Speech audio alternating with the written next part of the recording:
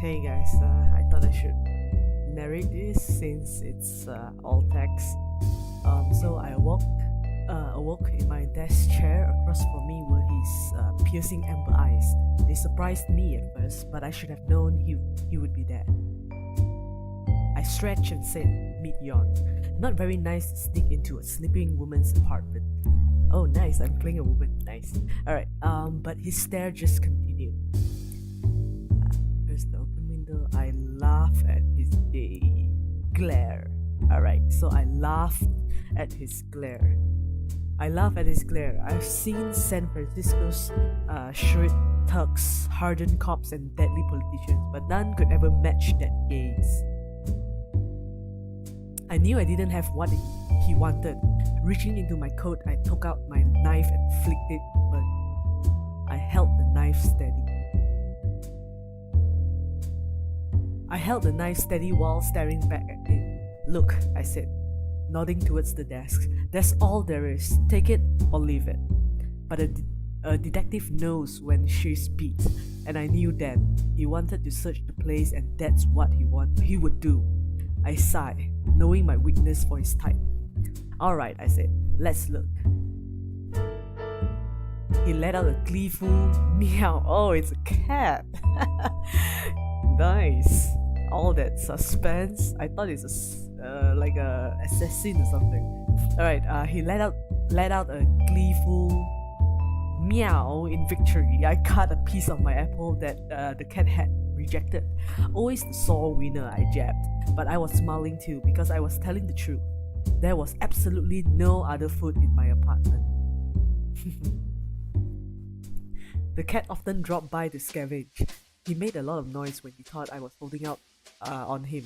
But right now, the place was clean, empty. No food anywhere. I had to prove it to him. Oh, right. Okay, so I had to prove... Alright, so I just click random stuff. That lamp had belonged to my Uncle Louis. He had been an SFPD officer, San Francisco Police Department. Okay, so one who argued policewomen could be good detectives, even while the other jeered at me. I knew he had been right, but my current workload didn't help that claim. I thought about Louis more often than I wanted. I was lousy at handling the emotions behind those thoughts. Alright. I had taken copies of old murder cases from the SFPD records when I had left. I loved reading through them, even though my own contributions were minimal. At that time, I longed for those types of jobs. The truth was, any work was hard to find for a female detective. I feel yeah. Even though I'm not a detective or anything. So this is cigarette butts. Yeah. Packaged cigarettes were the latest trend, and I still preferred to roll my own. The ashtray was evidence that it was a practiced skill. I suppose I had a lot of free time back then. What about this bird? I kept a small statue underneath the side table. It had been police evidence in a crime, and its owner hadn't wanted it back. I took a shine to it, so I snagged it for myself on my way out of the department. Oh, she was fired. Or she left. Yeah, it could be either one. Okay, so the cat had waltzed into my apartment a few years earlier. He kept coming back, though there was rarely a morsel to eat. He would continue his loud meowing until I proved to him the place was empty of food. Talk. It doesn't matter how doe-eyed you are, PewDiePie. We've got no food around, I told him. Oh, I didn't click on everything yet though. Anyway. Okay, he licked his chops and looked at me. Apparently he still didn't believe that. I needed to contradict him somehow, to show him something in the apartment that would prove it was empty of food. Contradict. So the case, there were no cases just then, but the cat was mewing and needed attention. I had to contradict the cat by first talking to him. then pointing to a piece of evidence in my notebook that proved that the apartment was empty of food. So show the cat there's no food. So evidence, paper stack, desk lamp, ashtray, statue. Yeah, not really the best evidence. Alright, statements.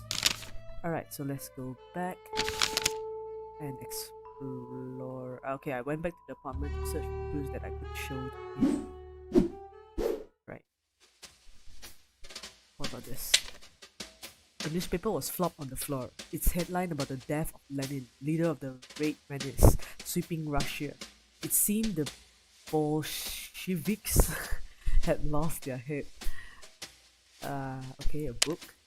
My old notebook, now filled to the brim. I wrote everything down, even the minor details. Never know what can be useful. The first half had my old cases, and the second half had my current ones. Okay, let's find out more about the current. The second half had my current bunk, adultery cases. The only things I would get hired to do. Whatever my findings, my employers often refused to believe me. It was a thankless job, but even that was hard to come by. Right. Oh, nice. The regular white icebox, tinged yellow with age, half blocked the kitchen doorway. My income rarely kept much stock in it, and right now it was empty. Alright, so this is the best evidence. What about the door? Door to the outside world. If I left now though, the cat would start wailing so loud I would get complaints from the neighbors. No, he needed convincing before I could leave. Alright. So let's just show him the icebox. Alright, contradict. Evidence. Icebox. Alright, so use to contradict. I opened the icebox so the cat could see inside. Empty, I told him. The cat looked quizzically at the open door, then back at me. Sorry fella, there's no grub in there for me either. He stared at me with eyes as disappointed as I felt. Those big yellows always got to my soul. Thoughts of my family filled it. Let's find out more about her sister. My sister, Muriel, had sent a letter with an update of her life in Chicago. She and her husband had just purchased a new home outside the bluster of the city. Their 3 young children were looking forward to the move. I had never told Muriel, but those letters kept me going. Hearing about my family, however remote, helped me cope with the isolation I was feeling. I would refuse to accept it myself back then, but perhaps Muriel had known anyway. My sister had the ordinary lifestyle that I had rejected. I had wanted to save myself or to change the world. Yeah, let's go with to change the world.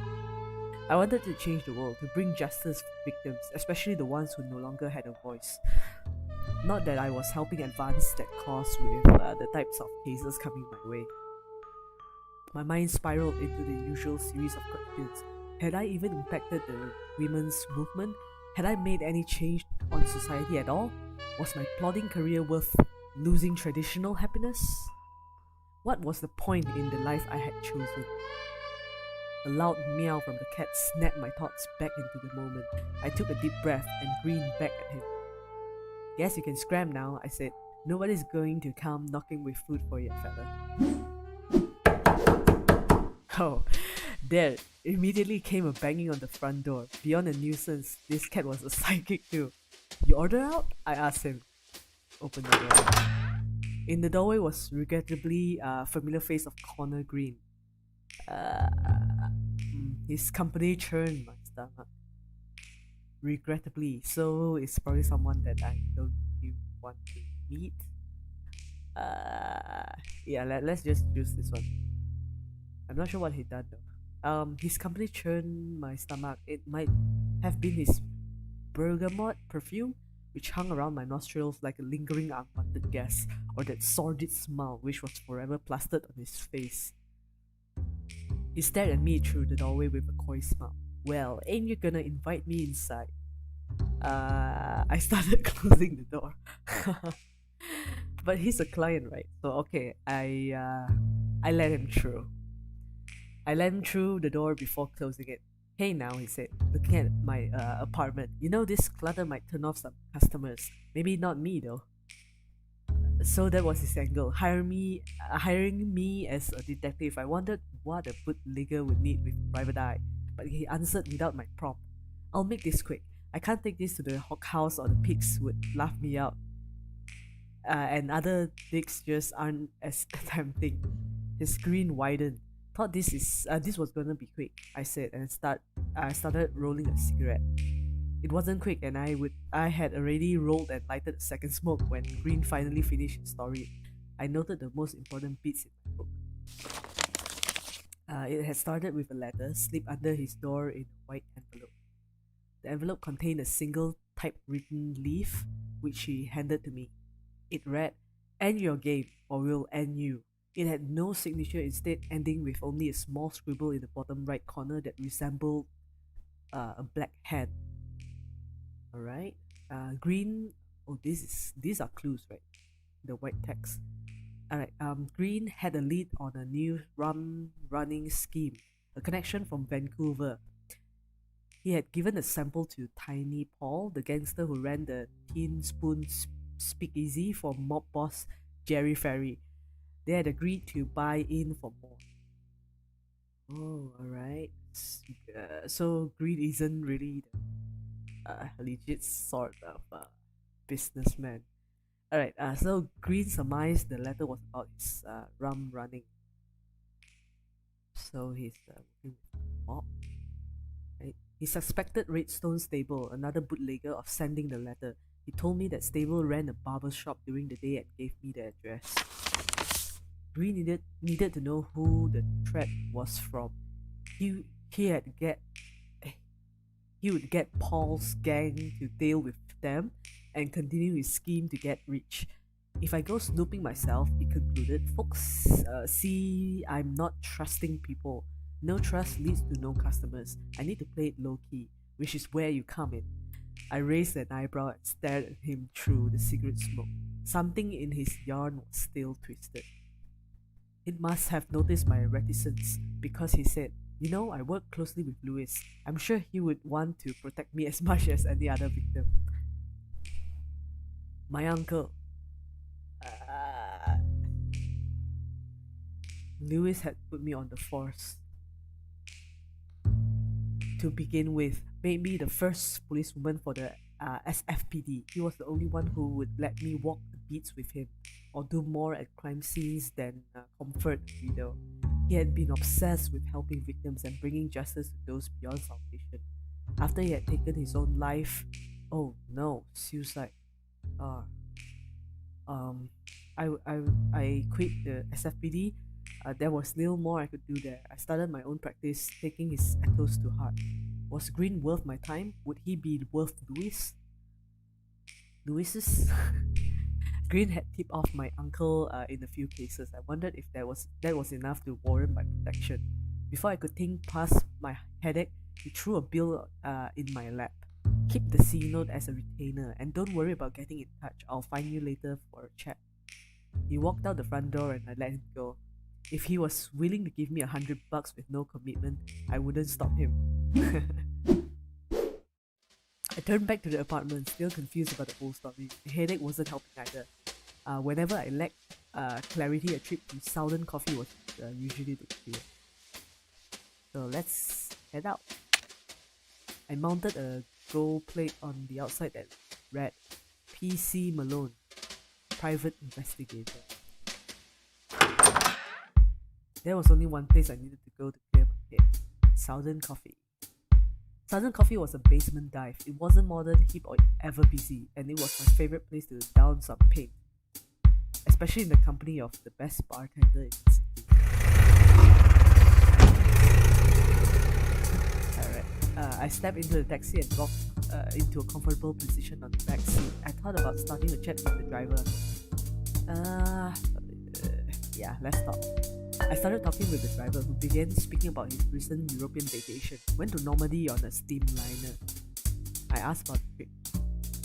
Oh, the Olympic was grande. Excellent machine. Crossed the Atlantic in 5 days. Plenty amenities in their new tourist cabins too. Asked about Normandy. I asked about Normandy. He pinched his nose between thumb and forefinger and shook his head from side to side. I can see why these immigrants keep flooding in. That entire old world stinks. You know they eat frogs and snails? No, the steamliner is where I want to be. Next time I'll just stay on the boat. He still had the frown on his face as we moved to my destination. Southern Coffee was an automat diner. Ethel Burgess, the lone waitress, was friendly to help with any inquiry. Of course, if you wink at her, right, she would show you the way to the downstairs toilet, where Frankie played bathroom attendant.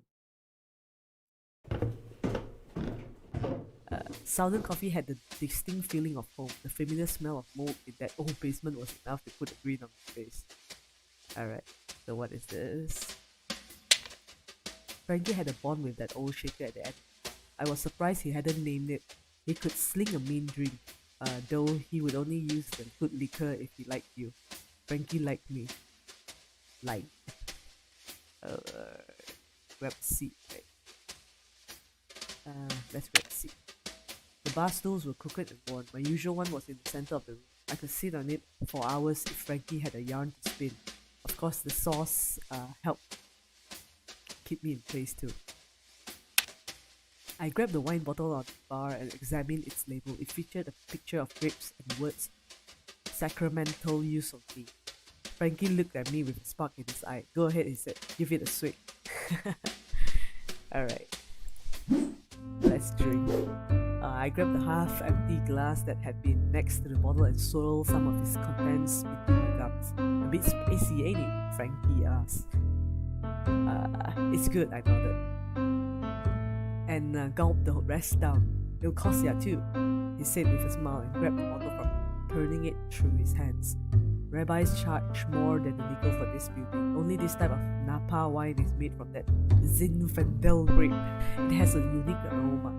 I had been trying to learn more about wine. Seemed everyone knew their stuff but me. I noted what Frankie had said about the origin of the grape as he set the bottle back on the bar. Since when do you know grapes? Since I chided. Frankie let out a bellied laugh. Some of these grapes are older than you, and I've known about them since I was a small tot. That's why I'm so good at my job, you know. Frankie sighed.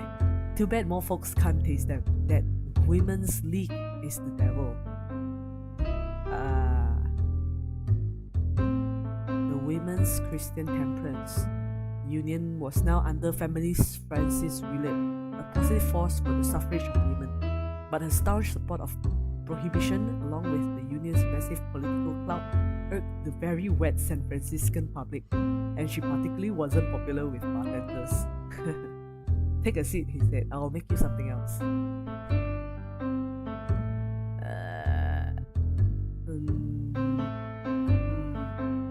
Which one should I go with?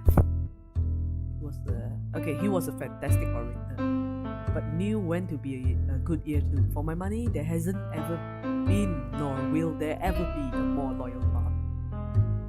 I sat in the bar. You got the spook species? He asked. You are worn as a catcher's mitt. I suppose my exhaustion showed. I won $100 for nothing, and I can't let it go. I told Frankie about the case, the threatening letter sent to Connor Green, how he assumed it was related to his bootlegging, and his suspicion of Redstone Stable. The story took longer than I had wanted. Frankie showing genuine interest by asking many questions. When I finished, he threw me the whiskey sour he had been stirring. I took a large gulp and gave a sigh as thanks. Well, Green's case is better than most of what you are given, he said with some enthusiasm. At least it's not more of that adultery bunk. Sure, I replied, but I started with a goal in mind. What's the point in helping a man like Green? Frankie clicked his tongue on his teeth. Lawyer or priest? Why is it a wise matter? Let me ask you, are the clients you have now the type you want to help? I admitted they weren't. I told him that I wanted more from my protecting life. It could be that Green's case shoots your career forward, Malone. I sigh and stared out at my drink. But my days were interrupted by the basement door opening, then slamming shut. A small, blustering woman began marching towards me. She was wearing a light blue plush hat with a grey ribbon tilted back on her head, a scarf of similar blue draped around her neck. But I was startled by what she wore under it. A grey trench coat that looked too large for her frame. It was exactly like the one that had belonged to Lewis. Oh no. She's her daughter or something. She hurled insults at me a while. All I could do was sit and take it until she ran out of gas and started breathing heavily. I set my drink on the bar and looked at her in the eye.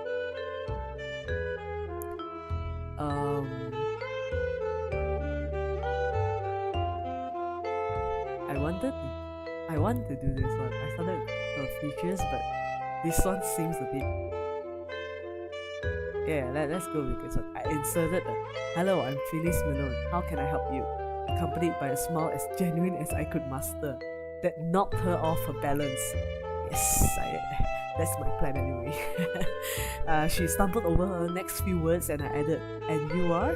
The flame returned to her eyes. Between clenched teeth, she hissed, "I'm the wife of that bum who sneaks into your bed." Who?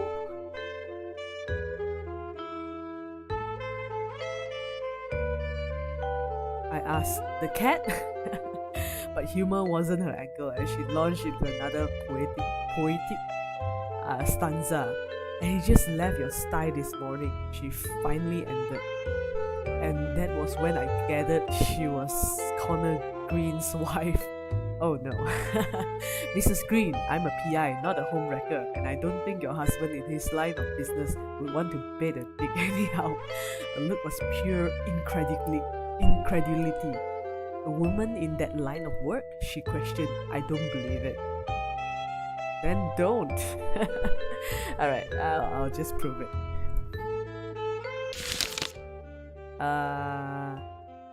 Evidence. Green's letter. Alright, shows it her. I told her about why Connor had come to me, the bootlegging and the threats. "You see, Mrs. Green, this is what I do. There's not much more I can show you to prove it." It still took more coaxing for her to believe me, but eventually she came around. She seemed grateful I had explained it to her. Apparently, she had seen her husband leave my apartment and distraught, she had followed me all the way to Frankie's basement and decided to confront me.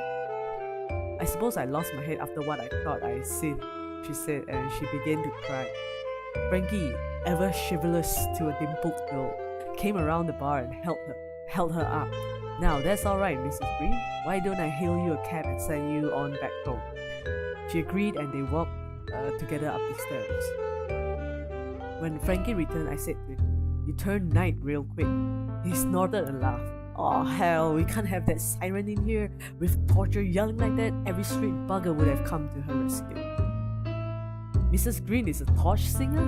"Well, I learned she was Mrs. Connor Green just now. When she came in here, I had only seen her as Little Fanny, singing lead for the jazz band at the Tin Spoon." "The Tin Spoon?" I said. Tiny Paul's joint? That's where Green is selling his liquor." "Say, you think that's where she met her husband?" I laughed. "You're the real sleuth, I think. Frankie?" She made a sarcastic bow. I shook my head. "You're telling me you escorted our little torture out just to avoid a bit of hot water?" Frankie flushed and said, "What are you talking about, man?" I was never good with emotions, but it was plain that Frankie had instantly fallen for the girl. She's like someone's wife though. "So what if I had more to squeeze out of her?" I asked. "What more could you possibly want from Little Fanny? She can't have anything to do with Green's mess." Contradict.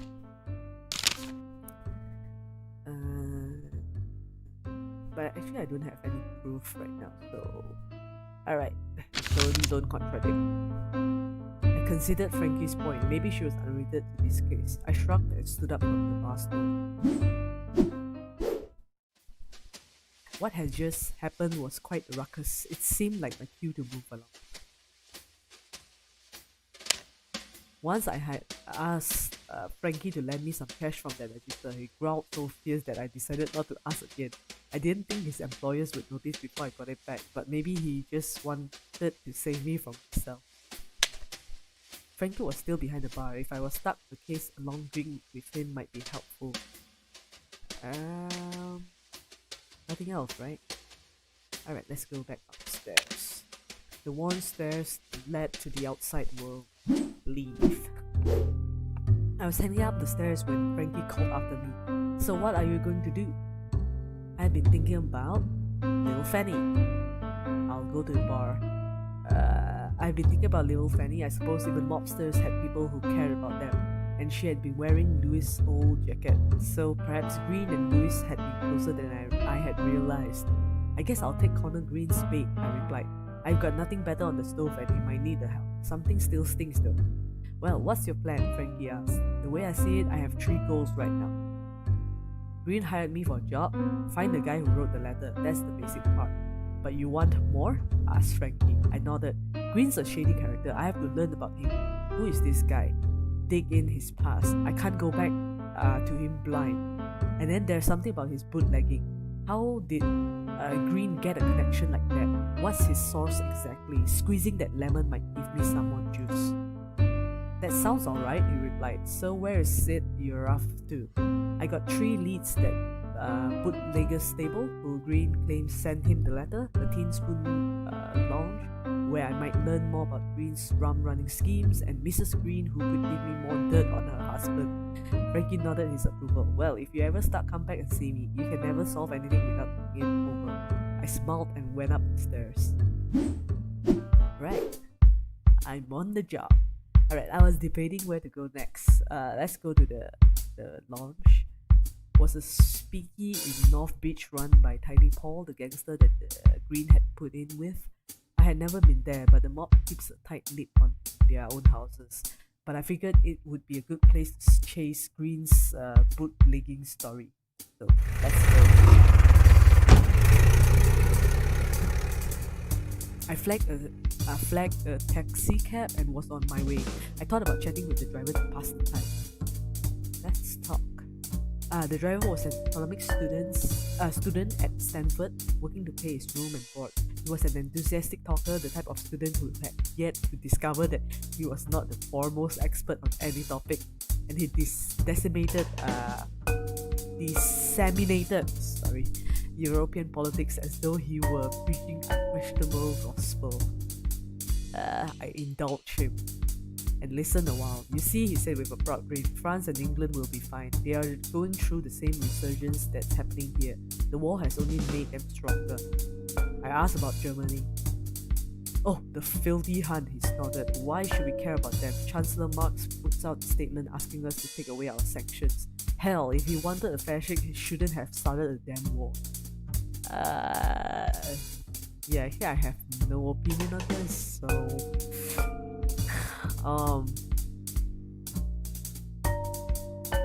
yeah, alright. It's always a bad idea to start a war, so Fritz has plenty of room to spur his economy while still paying us back for our wartime losses. The driver grinned as we stopped. He turned and smiled. You're alright. I nodded and exited the taxi cab. I opened the cab door in front of a North Beach warehouse with a wooden sign. The sign's text was too worn for me to decipher any of its English, but a small grey spoon was still visible below the letters. Right, I rapped my knuckles twice over the large metal door. The panel just opened, my head slid sideways to reveal a pair of eyes. The eyes looked me up and down, then just stared ahead. They were black and held no emotion. The room beyond was dimly lit, so I couldn't see much of their surrounding face. I cleared my throat, then a rumbling voice emerged from behind the door. Fill full your cups, feel no distress at all. Our great thoughts shrinking less. I looked at the eyes, still unmoving. I understood the doorman wanted a password. I thought I might have something in my notes that could help. Yeah. I don't think there's anything that could help. Alright. Let's see. So, password. Use as password. I repeated his line back to him. Yep, that's what I said to Ya, but that ain't what I'm looking for. The doorman wanted the password to conclude his riddle. Fill full your cups, feel no distress at all our great thoughts, shrinking less. I don't have the evidence, unfortunately.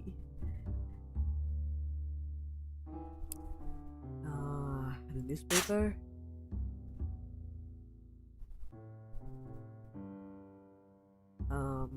Use as password. I don't know what that is, but it ain't the password, came the response. The small window shut with a thud. Prohibition was a joke in San Francisco, and most speakeasies would let just about anyone through the door, but the mob ones weren't as relaxed with their rules. I knew I wouldn't enter until I said the correct response. I wondered who I could ask about a speakeasy password. Alright. Yeah, let's go and visit stable. The Green had suspected Redstone Stable of sending him that letter. Apparently, Stable owned a barber shop in the financial district. I figured there would be no harm in asking Stable about it direct.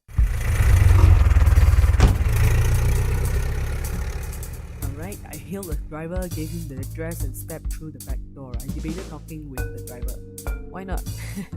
I started a conversation with the driver, a young man who was a former journalist in Tennessee.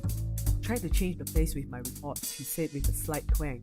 Left as soon as I saw that would be impossible. What change did you have in mind? I asked. Well, he cleared his throat. I was a staunch believer in democracy. But my old state's got this lawman, John Butler, that sells snake oil as far as I'm concerned. He wants to outlaw teaching evolution to children. I tried to fight it, to show the people he was insane, but it seems like his law will still pass. How does this con man know more than scientists? That's just one example, but it's damn tyranny of the 51%.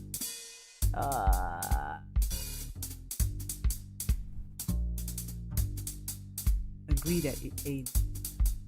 Democracy is only as smart as the people voting. Sometimes it seems we are all swayed by the loudest talker. Sometimes, the driver snorted, seems if a man says black is white and he says it with enough gusto, the people will vote to make it so. The public can be a dangerous weapon if you know how to use them. That's very true. The taxi pulled up to our destination. This cab is a dictatorship and I say you gotta get out now so I can grab another customer. He winked and I exited. Alright, the barber shop was down an alley in the financial district opposite the red brick National Bank. The small bell above the door twinkled as I walked in. The head rack was a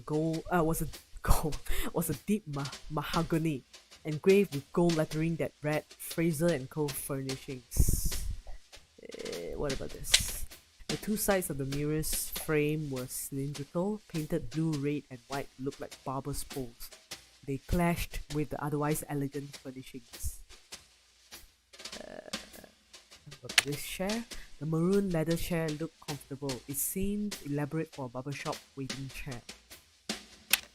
The modern hydraulic barber chair had always seemed ostentatious to me, but this one with its soft brown cushions and gold embroidery was the most ornate I had ever seen. High-class barbershop, not bad. Oh, what about this? The frame on the back wall contained a yellowed photograph of an old man. He had an authentic smile and held scissors in his left hand. Alright, let's talk to the guy. There was a tall man in the center of the room. He was wearing a flamboyant pink suit tailored to accentuate his stature, with a maroon bow tie maroon bow tie and pocket square. I gathered this for Great Stone Stable. So let's talk to him. The man turned to face me, green, and his squinting blue eyes made the smile feel genuine. I must apologize, he said. We do not take walk-ins. I studied his face. The wrinkles around his eyes indicated he was at least 40, but the rest of his skin was clean and smooth. He wore no hat and shaved his head completely bald. When combined with his smooth skin, it hinted at the look of a small turtle. His pink suit and maroon accessories only added to his eccentricity. Eccentricity. He smiled and said, excuse me. How foolish of me. Of course you are here for information, Miss Malone. I asked how he had known my name, or, well, how about a drink? I asked, to get us started right. Stable's eyes lit up and he laughed. You are completely unlike the other sleuths. He poured me a whiskey and handed it to me. As I gulped it down, he asked me why I was there, with genuine curiosity in his voice. Asked about notes. Alright, let's ask about Green's letter. I pulled Green's note from my pocket and showed it to him, but didn't let him hold it. Green tells me this letter is from you, I told him. He doesn't like the threats. Stable lowered his head to study the note, then chuckled. His knowing grin returned to his face. But this is a black hand letter, he said, flourishing a hand towards the paper. Have you ever seen a black hand letter, Miss Malone? I confess I hadn't. Exactly, he said.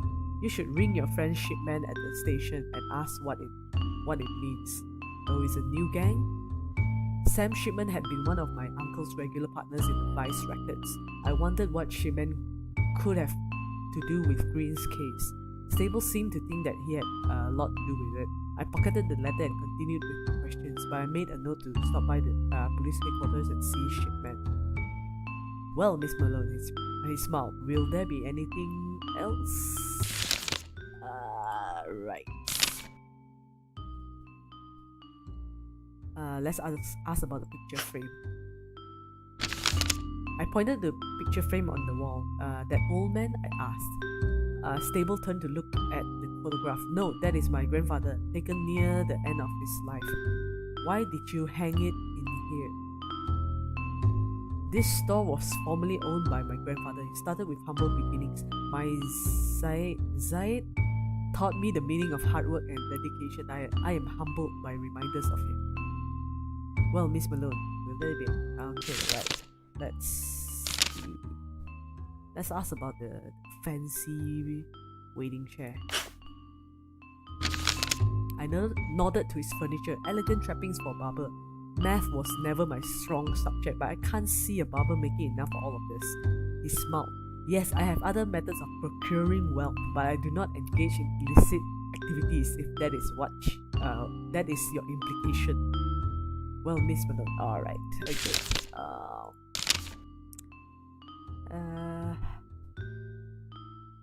Yeah, let's ask about the password, the tin spoon. I showed him something in my notes, but I got no good information from our exchange. Alright, so he doesn't know how to get into the tin spoon. But the wife would know, right? Yeah. And then let's just show him the newspaper. I can't see how this is relevant to anything I have said. Alright. Nothing now, I said, and turned back to the barber shop. Alright, let's leave. The front door had a bell had a bell on top of it. Alright, let's go and visit Green's wife. Green's house might contain more clues about his past. For some reason, a threatening letter would come his way. And if I got lucky, Mrs. Green would be there to pump with more questions.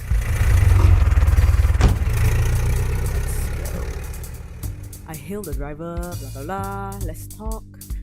When the driver turned to ask where I wanted to go, I saw his striking blue eyes looked years younger than the graying temples beneath his wool cap. I was curious about his history. I struck up a conversation. which led to his past life. Ever heard of the Suicide Club? He asked. I admitted I hadn't. Bob the Goat coined that phrase. Poor guy ate a runway for his last meal. War pilots? I asked. Half right. We were mail carriers. Uncle Sam was training us for the military. Shame Sophia made it. I asked why he left. Rumors said the average pilot lasted 900 hours, likely not far off. Flying with no lights, no emergency landing, barely a weather report, never a parachute. What do they expect? Wow. Glad you are driving a taxi cab now? I asked as we pull up to my destination. My wife is, but I miss flying every day. He turned to keep his cap and I saw the sparkle in his eyes. I thanked him for the ride and left the car. The Green's apartment was a section of an old Western Addition mansion. The owners had divided it for struggling families to rent after the 1906 fire. Once downtown had been rebuilt, people of means moved out of the area. Recent immigrants, mainly from Japan, rented most of the apartments in this part of town. I knocked on the front door but didn't get a response. The latch was undone, so I pushed it open and stepped into the room. Oh no, there's a lady on the chair. The apartment had a dense cloud. The room reeked of laudanum. What is that? Based on the smell, I imagined she had enough opium to knock out a horse. Alright. The grey trench coat was hanging in the doorway. It certainly looked identical to Louis's. I searched the pockets and found no identifying marks. It might have been a different jacket, but its recent appearance was off-putting. The bottles on top of the round table were empty. Alright. Guess they drink a lot. I opened the drawer of the backmost table. In it were 2 train tickets. I mumbled, St. Louis? To myself. But then came the crackling voice of Mrs. Green. Ha! Forget about moving corner. I won't budge. Oh, okay, there should be a comma here, right? Alright, her head was raised but her eyelids still remained closed. I asked her further questions, but her head just lolled back to where it had been. There was nothing else she would say. Alright, so Connor was planning to move. Maybe because of the threat, right? And Mrs. Green is like, no, I won't do it. Alright, so the ashtray on top of the smallest table was overflowing with spent cigarettes. They smoke a lot as well. Okay. I found Mrs. Green slumped in her chair, eyes closed, head rocking slowly. Hello, Mrs. Green, I said loudly. She let out a long moan from the chair, then lifted her head, but failed to raise her eyelids. She tilted her head to the side, giggled, and let it loll back into place. I don't think she can talk. I shook her lightly and she moaned again, but said nothing more. Empty bottles were strewn around the apartment. I brought one to my nose and smelled the distinct aroma of laudanum. Opium mixed with booze, a harsh tonic.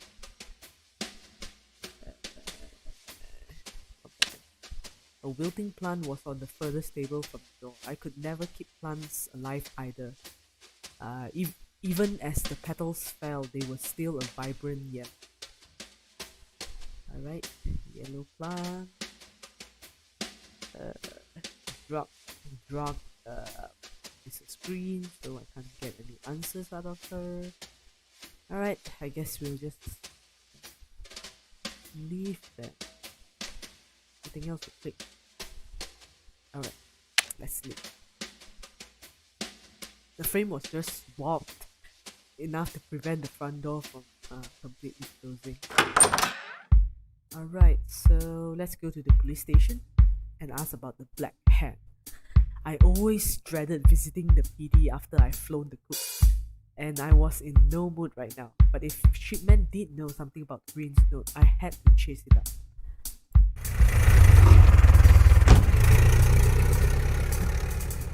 I stepped into the taxi and rocked back into the control. Oh yeah, this is the same thing. Let's just stop.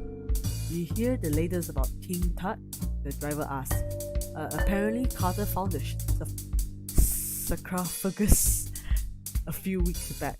Sarcophagus, yeah. We talked about the discovery. Carter had first unearthed the tomb a couple of years earlier, and he had begun to slowly catalogue its contents. New treasures were constantly in the papers, notable for their intricate and expensive gold workings. That whole mess gives me the chills, the driver said, digging up old corpses and taking their stuff. Like hell if that won't bring some curse or other on those grave diggers. I agreed.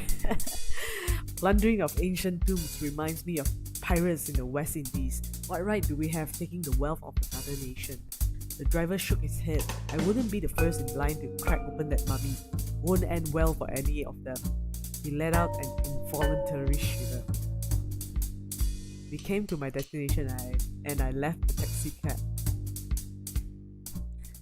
The North Beach station was SFPD headquarters, also poetically baptized the Hall of Justice.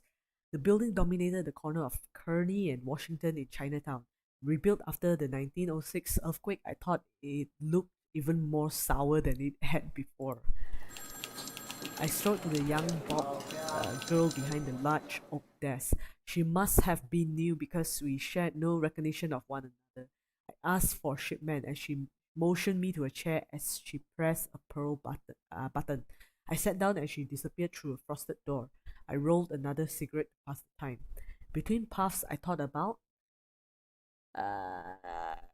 my history at the department. I'm curious to know why she left. Between puffs, I thought about my history at the department. I imagined the station captain would have been furious had he known I was there.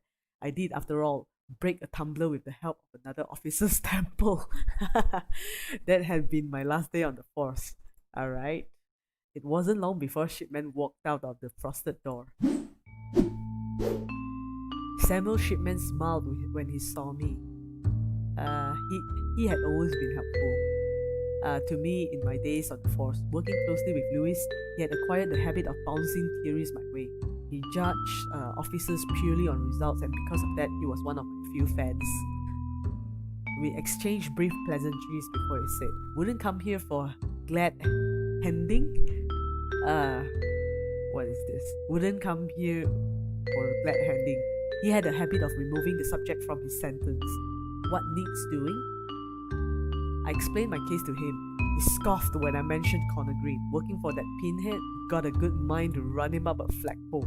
I just need to know about this letter. I handed him the note Green had given me and explained its context. After looking it over, Shipman tried to stifle a laugh. Complete bunk, he said. See this symbol in the corner? Mark of the Black Hand Gang. Except, Black Hand letters are always ransom letters, not threats. No foothold on this coast anyhow. Never been one in California. So the letters are fake? Shipman nodded. Someone trying to imitate the Black Hand. I grunted with a sigh and noted what he had said. Don't know if Green is getting one over you, he said, or if someone else is pulling Green's leg. But having more dirt on the man couldn't hurt, especially if he's your client.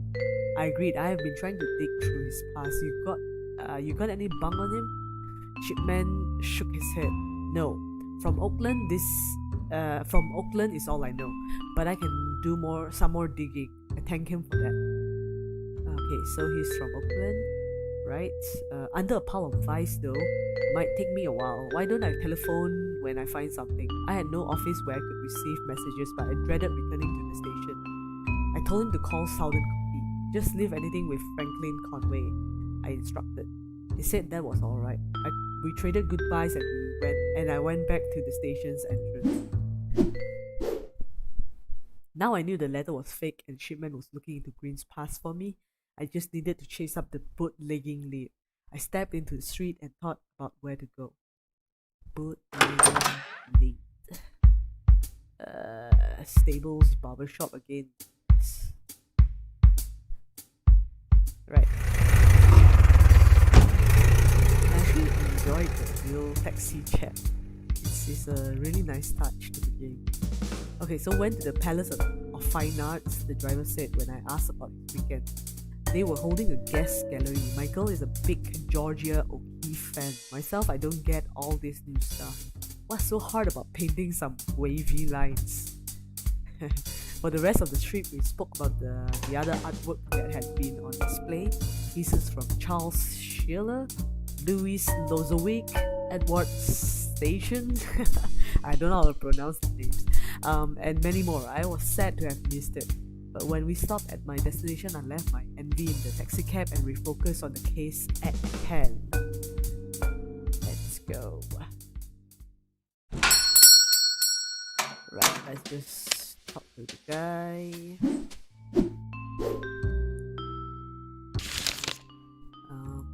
Evidence. Statement.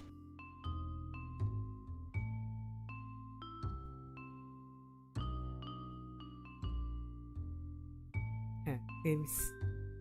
Okay, so Black Hand letter is fake. Shipman tells me Green's letter is a forgery. I said to Stable. He grinned wide. Yes, Miss Malone. That I told you. But I'm curious whether Mr. Green himself knows it.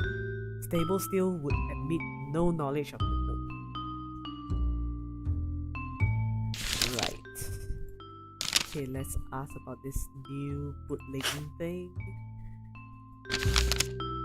Green claims you bootleg, I stated bluntly. His grin didn't waver in his response. Would you hang me on Connor Green's claims? I may partake in some gambling, and I may have a talent for it, but it is nothing illegal, I assure you. And you know nothing about Green's own bootlegging? I asked. Stable shook his head. I doubt he would ever answer a question straight. Not surprising because... right.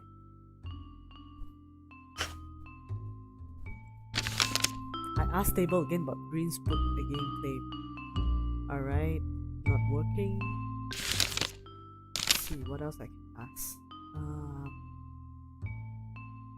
Ask about Mrs. Green. I showed him something in my notes. Oh, okay. So he doesn't know Mrs. Green. Right, ask about the nameplate.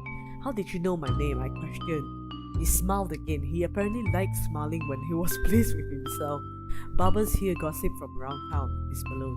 Sometimes that gossip is worth remembering. And what gossip had you heard about me? I asked. Just that the niece of the late San Francisco detective Louise Malone had resigned from her policewoman duties and started a private detection agency. But that was months ago, was it not? I confess I have not heard much since. I asked if he had known Louis. Not well enough, he said. I hear he did his job by the letter of the law, and I lost that alphabet years ago. Right.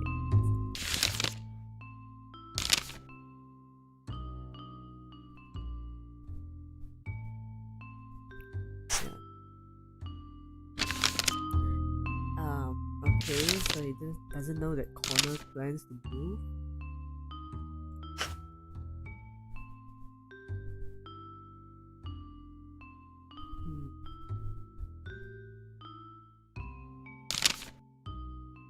I can't ask Mrs. Green anything because she's drugged out of her mind.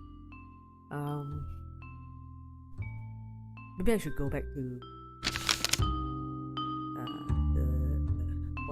the coffee shop, the bar actually. Alright, let's go back to Southern Coffee. Alright, so let's see.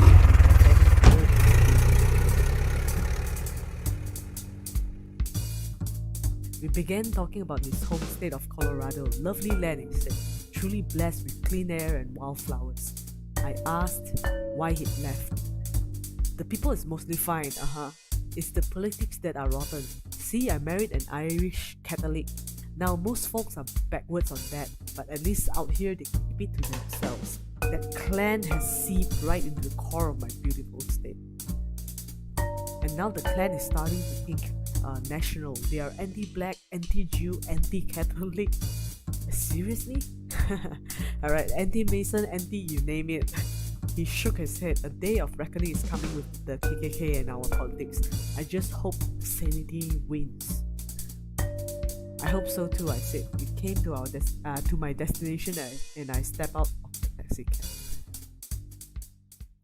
Alright, let's go back to the bar and talk to Frankie. Yeah, let's just talk to him. I look at Frankie. What's eating you, kid? Ask about Shipman's message. I sat on my regular stool and rapped my knuckles on the bar. Any messages, Frankie? I asked him. And what do you mean by that? Well, I told Sam Shipman, an old contact of course, to leave any dirt with you if he had found it. Frankie laughed. So now I'm your bartender and your secretary.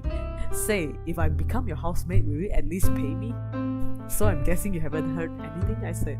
Nothing yet, mischief. Frankie chuckled. Shipman's supposed to call you about Green? What have you got so far? No real breaks to speak of, I said. Well, alright, I'll let you know if this Shipman gives me a call. I thanked him. What else do you got? Right. Yeah, let's ask about this. I pointed to something in my book. Okay, so he doesn't know about stable.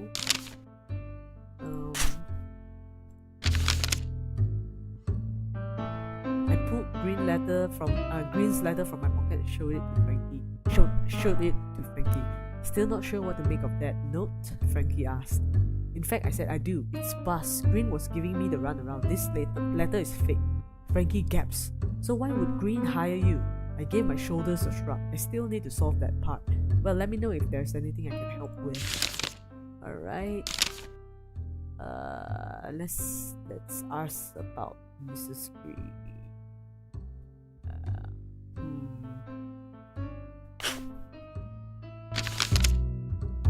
Okay, no.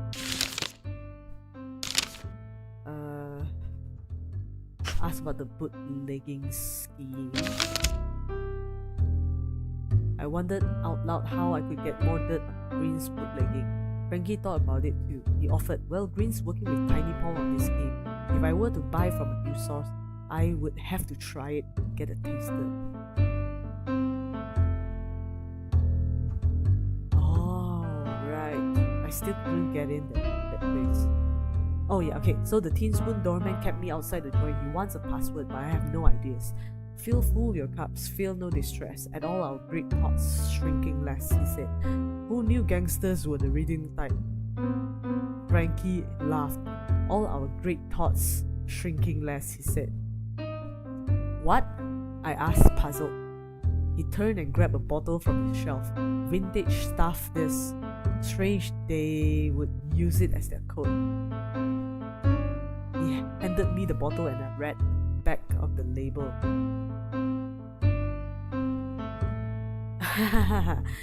Fill full your cups, feel no distress. At all our great thoughts shrinking less. We'll do a good deed nevertheless. So the password was the poem from this vintage label. I now knew what I had to say to the doorman. Nice. Alright, let's leave the bar and try to get into that speakeasy. Right.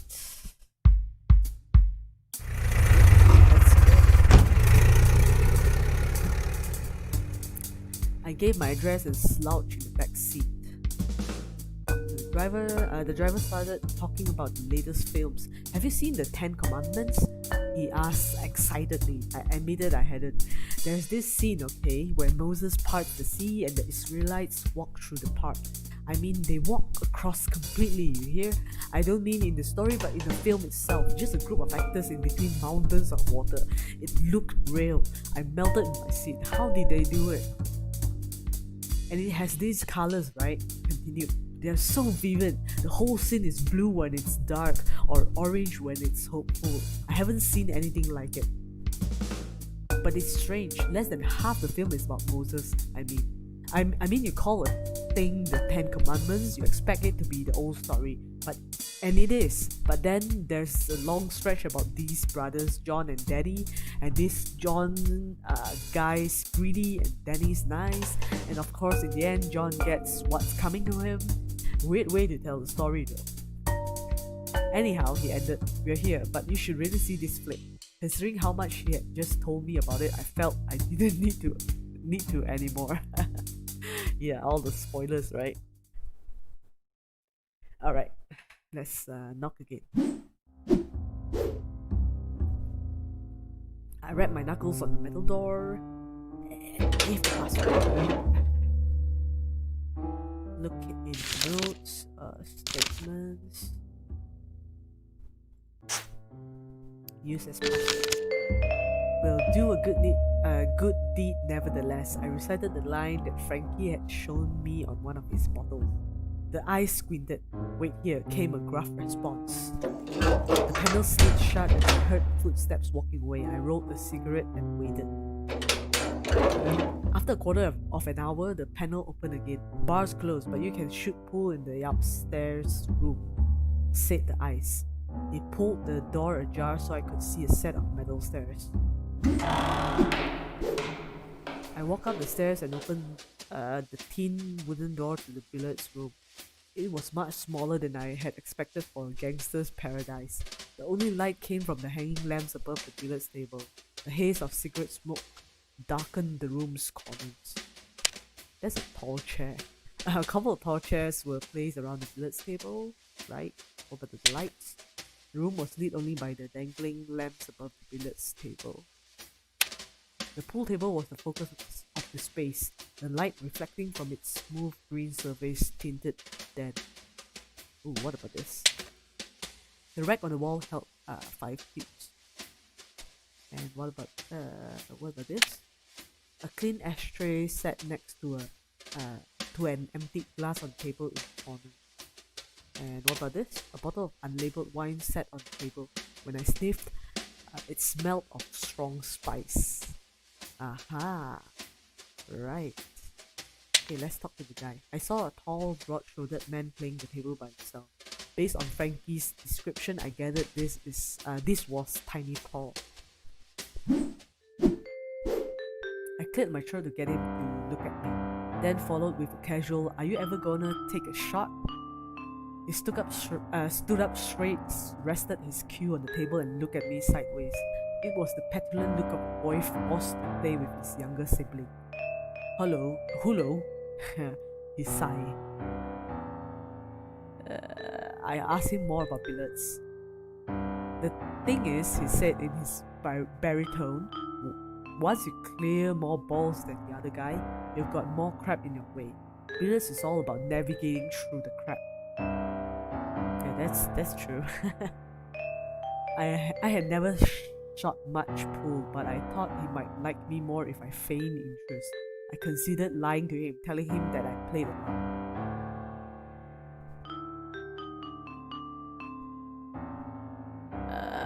Should I lie? Nah. Yeah, I think I better not. Because this type of people, they usually knows when you're lying. So I'll stick to cards. I didn't lie to him just then. "Stud, blackjack or bridge?" he asked hoarsely. I raised an eyebrow and he showed a sheepish grin. "A gambler plays them all." He continued after cracking his knuckles, "But I don't think you're here for a game." I asked about Green. "How's the gamble on that wine?" He grunted. "Green's setting it up. We are the muscle. What more is there?" "You like Green?" I asked. The wrinkles on his brow deepened. Like or dislike, it don't matter sometimes. It doesn't matter, should be, right? I work with what I'm given, and he's giving us a good lead. I suppose that's why you're here, Malone? So, he had known me too. The doorman must have looked me up. The bay talks fast. Anyhow, he said, eyeing the billiards table, "You need anything else from me? If you want something, better ask specific. Mobsters never failed to grate my nerves. He wouldn't tell me anything unless I push him with what I already knew." Right. Ask about Green's letter. Know anything about this note? I asked and pulled out the letter with the black hand on it. Tiny Paul looked at the page, then laughed with his whole body. So there is the letter. Green's shaking over that. I'm not losing sleep though. Look, Green and I aren't best pals, but nobody will touch him with our protection. And none of us sent it to him, or else I would know about it. Anything else? Hey.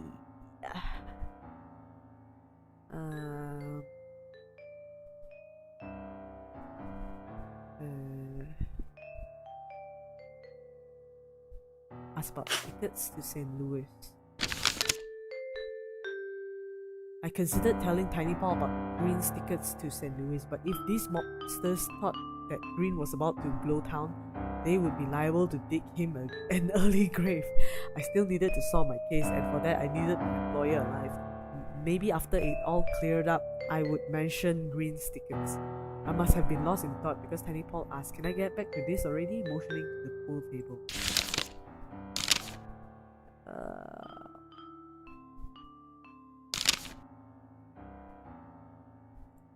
Okay, let's ask about the bootlegging scheme. So you're giving Green the dough? That's right, he said. We gave him the cash to get the supply going. You already gave him the money? Aren't you afraid he's going to run out on you? I asked. Tiny Paul frowned. I suppose you knew less than I thought. Well, just to set you straight, that kid's right under my thumb. No way he would get out of town alive before setting up our source. He turned his gaze back onto the pool table. Oh, alright, okay.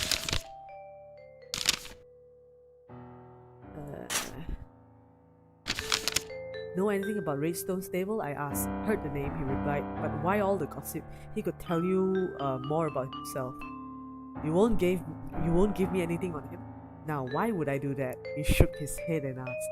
Anything else? Right. All of these mobsters, they are all so tightly. Let's ask about Mrs. Green. Green's wife is a torture here? I asked. Paul smiled. With the pipes she's got built into that body, she's the reason most fellas keep coming back to the joint.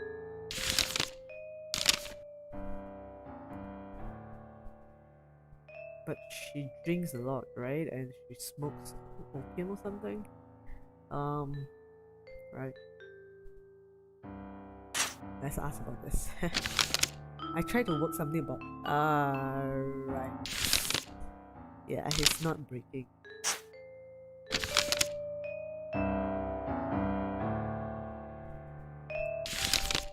Right.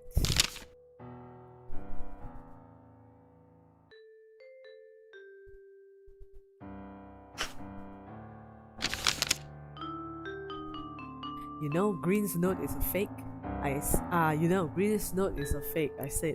So somebody's goofing Green? He laughed heartily, or maybe Green's just toying with you. He blew chalk off the end of his pool cue and asked, "Oh yeah, right.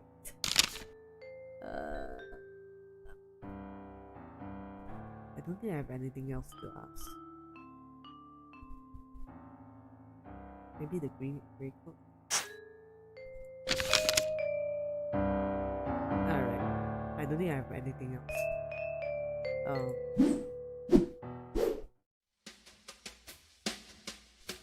Okay, let's just leave place.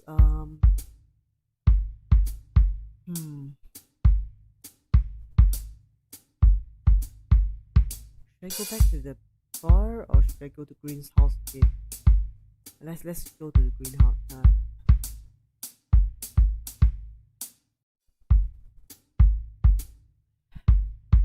She wouldn't be useful to me. Right. Yeah, let's go back to the bar then. This is good.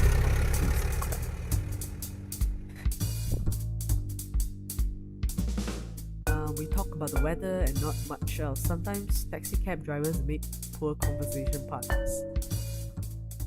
Alright.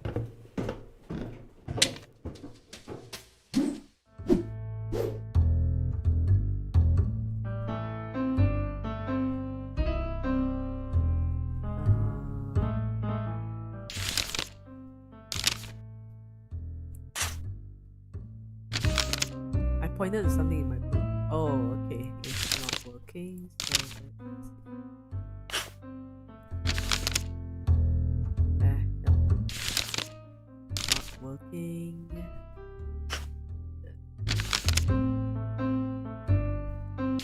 Nope.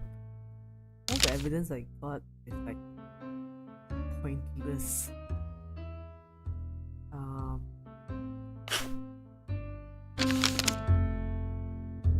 That wine we shared earlier, I started. Zinfandel. Best grape for me, local to California, you know, and no, you aren't having any more. Okay, so Zinfandel, he's also drinking the same wine.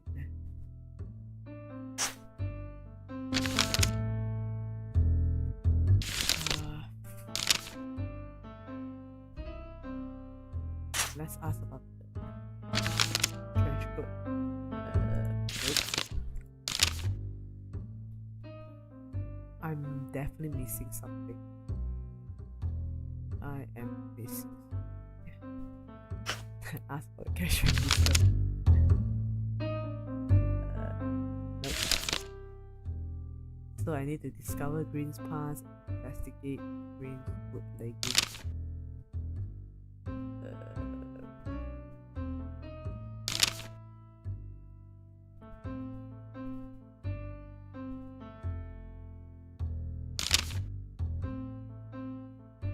Maybe I should go back to barber shop.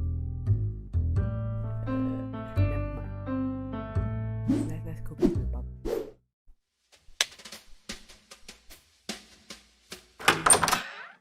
Barber shop. Go here. Talk to the cab driver. Alright, you hear the latest about Shoeless Joe? He asked. Gave an interview in Milwaukee. Still says he's innocent. What a record. Shoeless Joe Jackson was one of baseball's all-time greatest players. But in 1919, he was part of the White Sox team that had been accused of intentionally losing the World Series, fixing the match for East Coast gamblers like Arnold Rothstein. The scandal's magnitude was so enormous that every American was gripped by the reports in the newspaper, whether they were fans of baseball or not. Although the team had been acquitted in a public trial, baseball insiders still claimed the fix had been real. 8 White Sox players, including Shoeless Joe, were forever banned by the league. Throughout the ordeal, Joe had maintained his innocence and that he was suing his former team for back pay that he hadn't received after being banned. Most baseball fans prefer to think of themselves as insiders, and since insiders thought Shoeless Joe was guilty, so did they. Lawsuit starts in a few days, the driver rattled on. Can't believe the gall on this one. Thinks he can ruin a sport, profit from it, and then sue the league. Why, I hope one of the lawyers socks him in the jaw. His rambling continued as we rolled to a stop. I left the taxi cab and wasn't sure if the driver had even noticed. Right.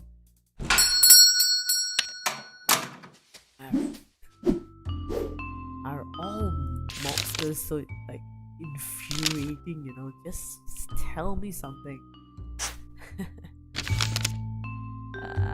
Sure. I have no idea what I should do next.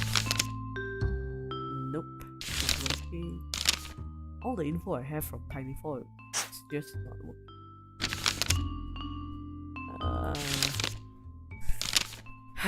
Alright.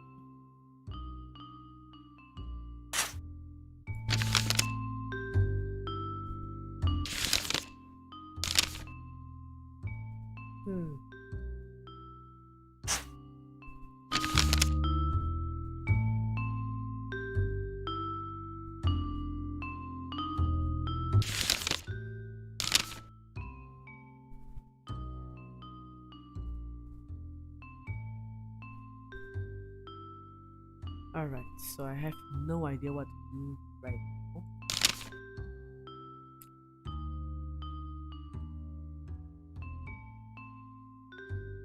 Should I ask about the wielding plant?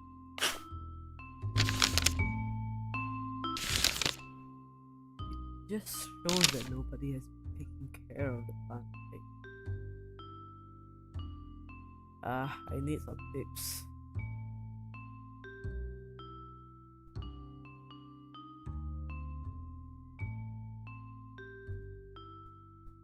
Can I like end the day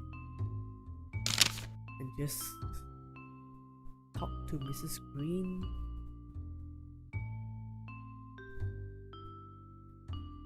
Alright, give me a sec.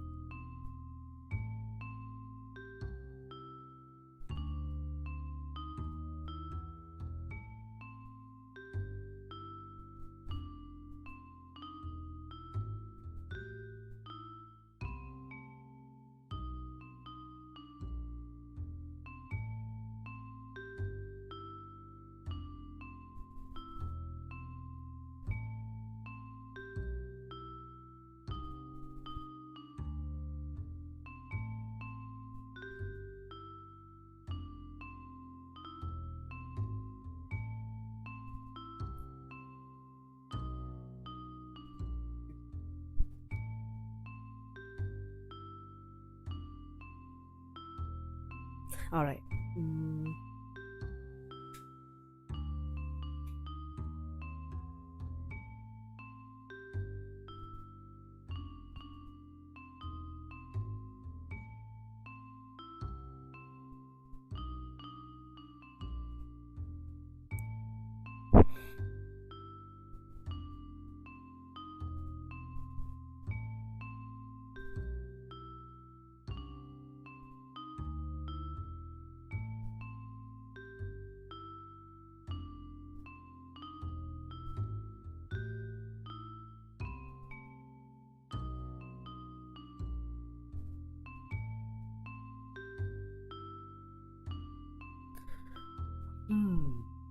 Okay, so I should talk.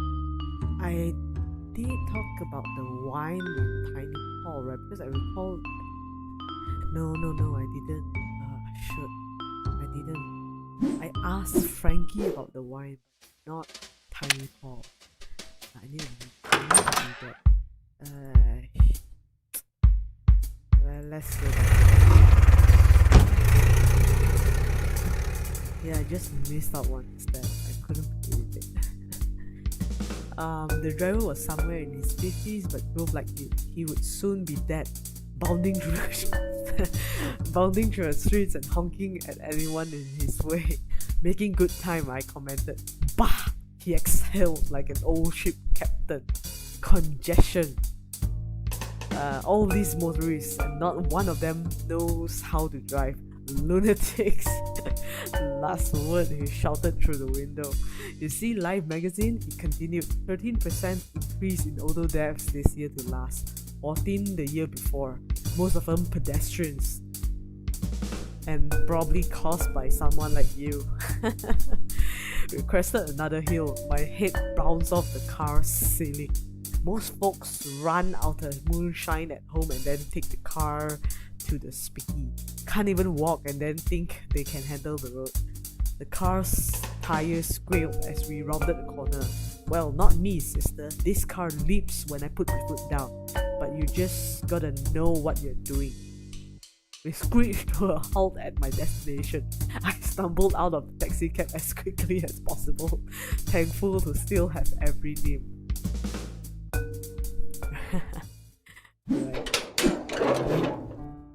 Alright, let's just go up. Yeah. Ask about that wine bottle.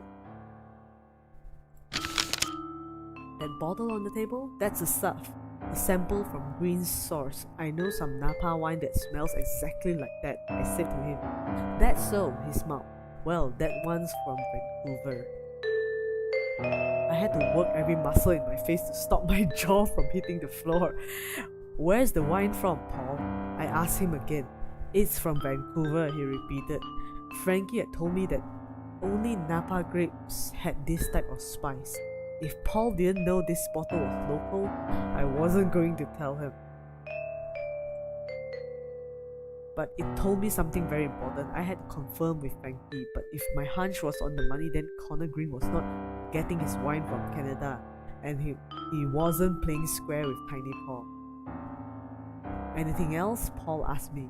I snapped back into the moment and considered if I needed him to tell me anything else, though I just snagged quite the load.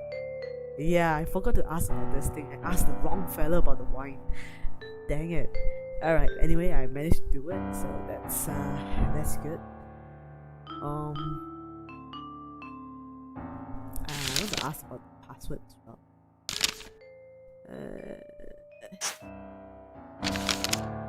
We do a good deed nevertheless, I repeated to Paul. Why make an old liquor slogan your password? Paul smiled. An old liquor slogan? That's reach. And here I thought you dicks were supposed to be learned. I raised a questioning brow. It's called The Drinking Song, a poem by Thomas Hardy and Old Drake. I asked more about the poem. It's all about men thinking we are the top of the chain and slowly understanding we aren't. All our thoughts, all our theories amount to nothing. We are just apes floating in the wide ocean of space. How can you possibly cope with that? How do we even know what we are now? Existential crisis, I would say. Okay, but to hell with it. Take your mind off it, have a drink and do something good. Not a bad code if you ask me.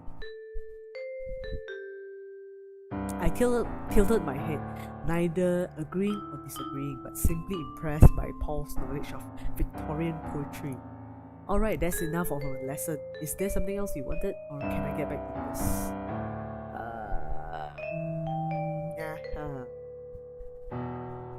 Right. Did I ask about this one?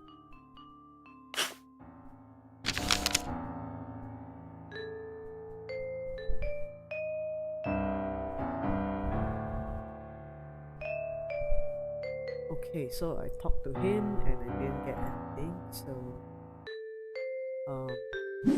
yeah, let's just leave. Let's just leave. And go back to Southern Coffee.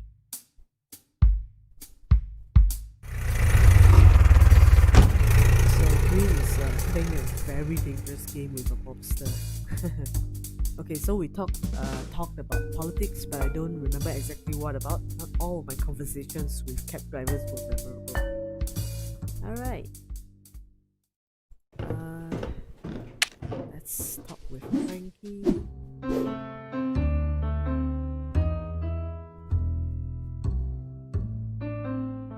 Wait a minute.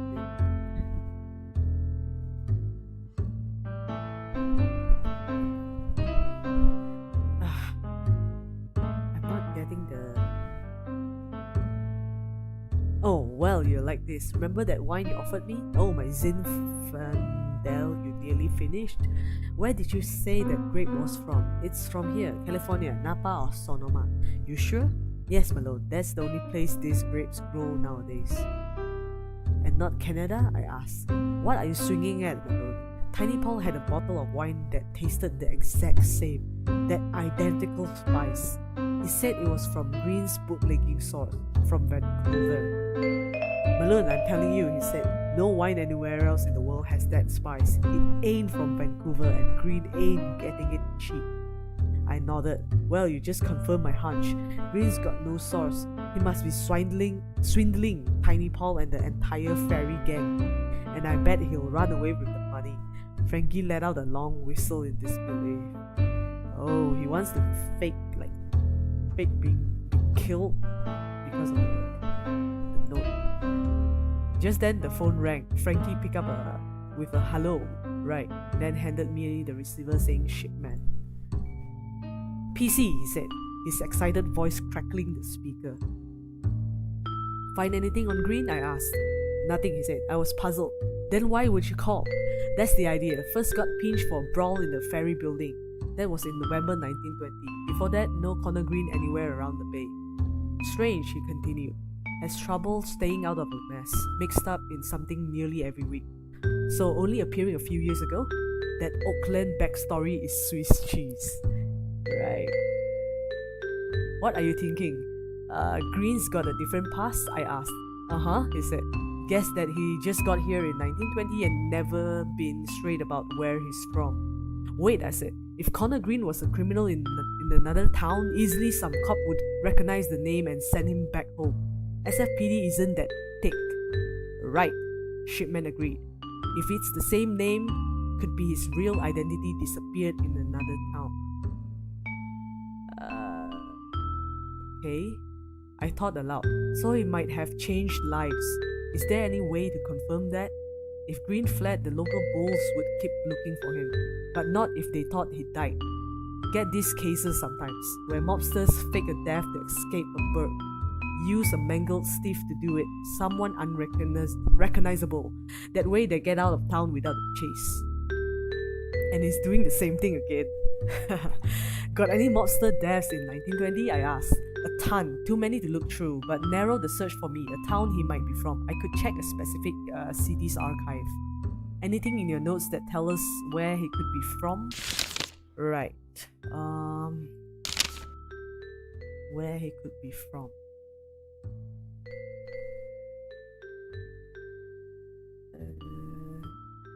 Let's see. I don't think I have any clues. Oh yeah, the house, right? The tickets, maybe? I found some tickets to St. Louis in Green's apartment, I told him. The missus was ruffled when I picked them up. I stayed on the telephone while Shipman used another line to call his contact at the St. Louis Post Dispatch. I was nursing a glass of gin when he got back to me. Lucky break, PC. Seems there's one that fits the bill. He read aloud an article from the St. Louis Post-Dispatch dated October 8, 1920. Gun battle at June's diner. Gangster dead. Suspected bandit clubhouse scene of another shooting. A heated argument turned deadly Thursday as multiple shots rang inside June's diner on 14th Street. Suspected hideout of Egan's Rats. A man was found dead at the scene, unidentified due to shotgun wounds to his face. Police suspect his mobster Bragg the Jester, who had hired a private eye to investigate threats on his life. It's the same record. Okay, so last month, Chief of Police Brennan said investigating gangster on gangster deaths was a waste of time, and the discovery of the threats leads many to believe police won't look further into the case. Hold on, I said. This Bragg character had hired a private detective? Seems police are quick to forget a case if they got a reason to think it's just gangster violence. This lines up with Green, I said. Gets better. Bragg's first name? Connor. I cursed loudly through the telephone. I continued with my theory, and your story says this Bragg was deeply indebted. So maybe Green's just waiting in San Francisco until he's got enough dough to skip town and go home. He have some bootlegging business? Shipman asked. Why would he leave that behind? No, I shook my head. His wine is complete bunk. It's local stuff, not any Canadian route he might be claiming. I didn't know why he would pull a fast one until now. Returning Bragg to St. Louis could be huge. Swing by the station, we'll iron it all out. I agreed and slammed the receiver on its pegs. Alright, guess we solved the case. Alright, let's go back to the station. So what's the news on Green? Frankie asked as I was headed up the stairs. Now it seemed like I had all the details. I summarized it for him. So the total wrap? Green isn't really green at all. He's Bragg the Jester, a former member of Egan's Rats from St. Louis. He's Bragg? He's Bragg. Frankie was shocked. But he has been here a while, Manod. Sure, I said, but only since 1920. He couldn't pay off his debts in Missouri, so he faked his death and moved to San Francisco. He's been longing to go back, but he needs a way to settle his score before he can show his face again. Is that where his bootlegging comes in? Frankie asked. Green set up a sham rum running scheme. He bought local wine but claimed to get it at lower prices from Canada. He convinced Tiny Paul to front him a heap of cash for it. Instead of providing the wine, he's planning to skip town with Paul's money, disappearing to St. Louis with enough dough to pay back his debts. He already faked his death once, so he'll do it again here? That's right. His plan is similar to his last one: hire a detective claiming he's scared for his life, fake his death, then know the police won't bother with the underground violence. Frankie looked at me with a blank stare. Seems like all the pieces fit, he said. So he just hired you as a cover? I sigh. Seems like it. Don't worry about the... Frankie started saying, but I cut him off. I'm going to see Shipman now. I'll sweep away this mess, then come back and see you. Have a stiff drink ready, I instructed.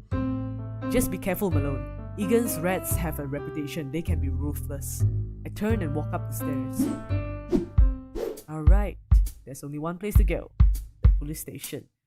Green had hired me for cover so that he could blow town. Shipman held the final evidence to sink that plan. I needed to get to the station.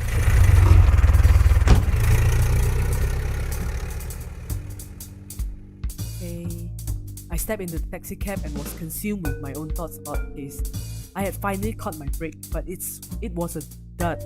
I hadn't realized it, but I had been reveling in real detective work. Once I learned it all was bunk, my mind reverted to its incessant nagging. I wondered if...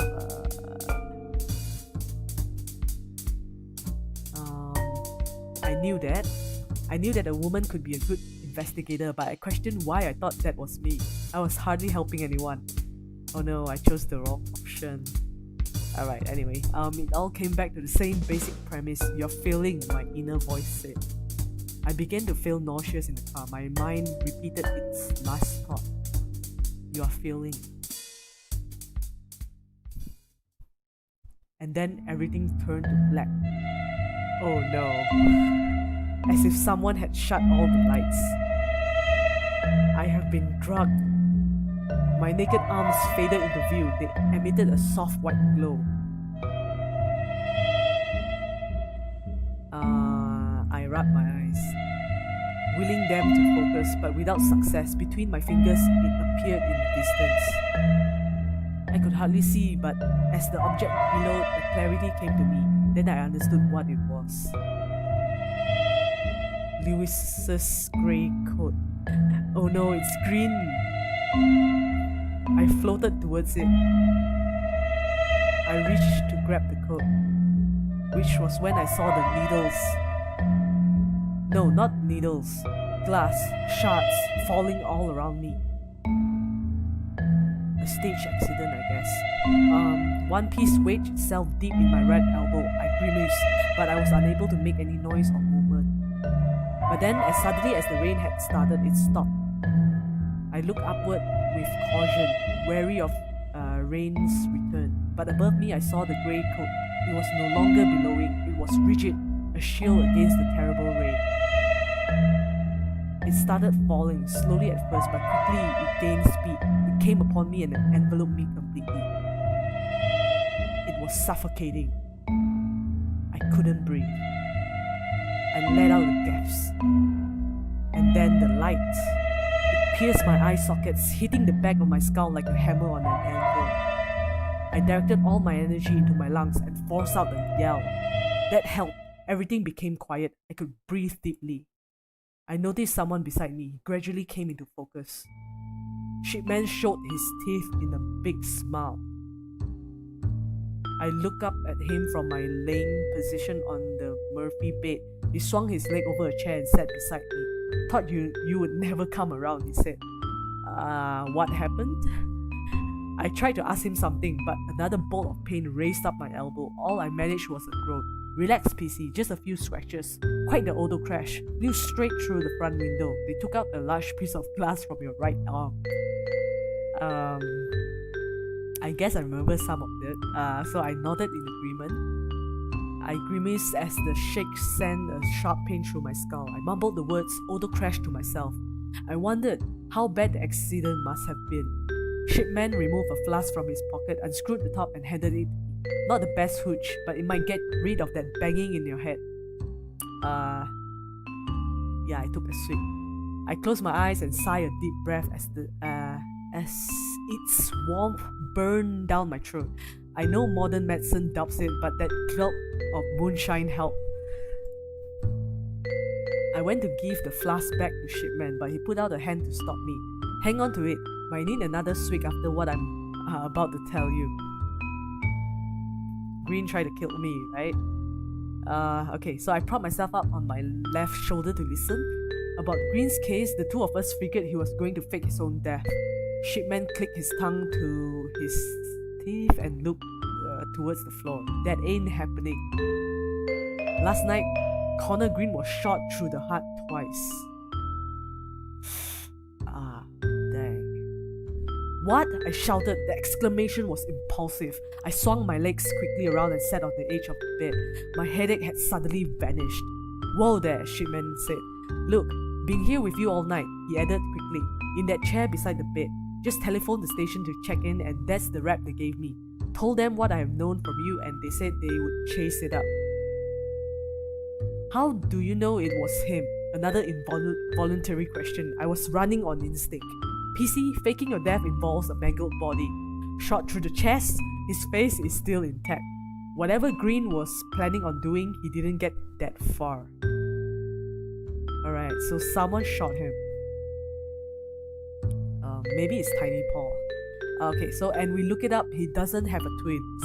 That would be too easy. Shipman Green. Green hired you for this case, he continued. Gives you every right to follow it up if you want. That said, he was likely taking you for a ride. Wouldn't blame you if you want to drop it. But I would like your help, PC. You know the case. Could use your head even if it has been a little bumped. Once you're feeling better, I'll be at the station. Come find me there. Shipman stood up and cracked his back. Maybe I'll catch some shut-eye on top of my desk too. Sure beats that chair you got. He turned and walked out. Alright, so there's another case. I stood up from the cooking bed and surveyed the cluttered apartment. This is my apartment, right? Yep. The apartment was already cramped when the Murphy bed was up. With it down, I could barely squeeze through the living room. What is this? Oh yeah, this is the newspaper. I don't think there's anything else to click on. Okay, let's just go to the station. I stared at the doorway and took a deep breath. I suppose I owed Shipman enough to help solve the case. Even if Green had given me the runaround. After all, what type of detective would leave a case half solved? That's true. Alright, so let's go to the police station. Although Green had just been using me, his life had apparently been in danger all along. I resolved to find his killer. I headed to the North Beach station for any information Shipman could give me before starting the chase.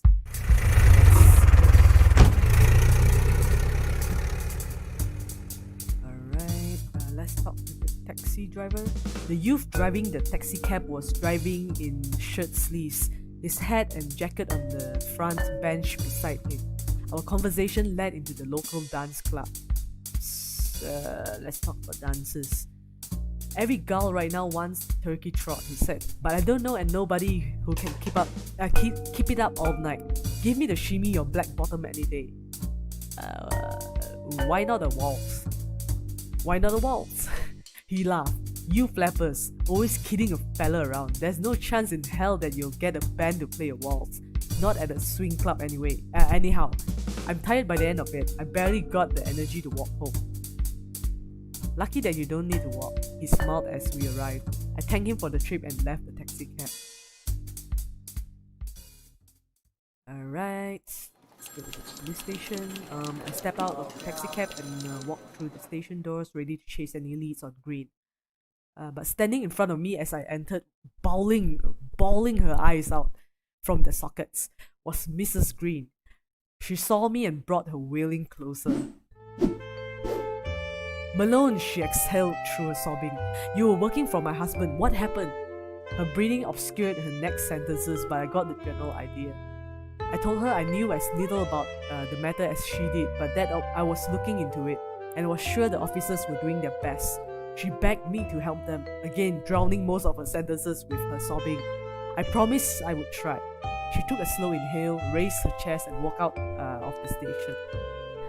When she was out of sight, Fred Grant came around the corner and let out a snort. Grant was another investigator for the SFPD. I studied his ruddy face, strewn with broken capillaries that it gave the impression of a map of streams. A cigar often poked through his mouth, hardening his jaw and twisting his face into a scowl. I suppose that was an appropriate look for a man who enjoyed his bribes in liquid form. Grant had never been a supporter of policewomen, and he was no fan of mine. He lighted the cigar and said, "The widow seems pretty torn up about him. You really helping her out?" I said I was. And he gave another snort. Figures she would go to you after we told her no. I raised a questioning eyebrow. Look, last thing I gotta do is head to the tin spoon. Then this goes in the freezer. That meant he was about to close the case cold. You aren't chasing it up? I asked. He's taking the bribe, so it's not surprising, right? Okay, so he looked appalled that I would even ask. We got more to deal with than some dead gangster. The captain don't care about crap like this as long as it's not spreading too far. And what about the girl? What do she expect? He asked. This broad goes and marries an Irishman. Peh, probably killed by one of his own or some dago. All those bums run together.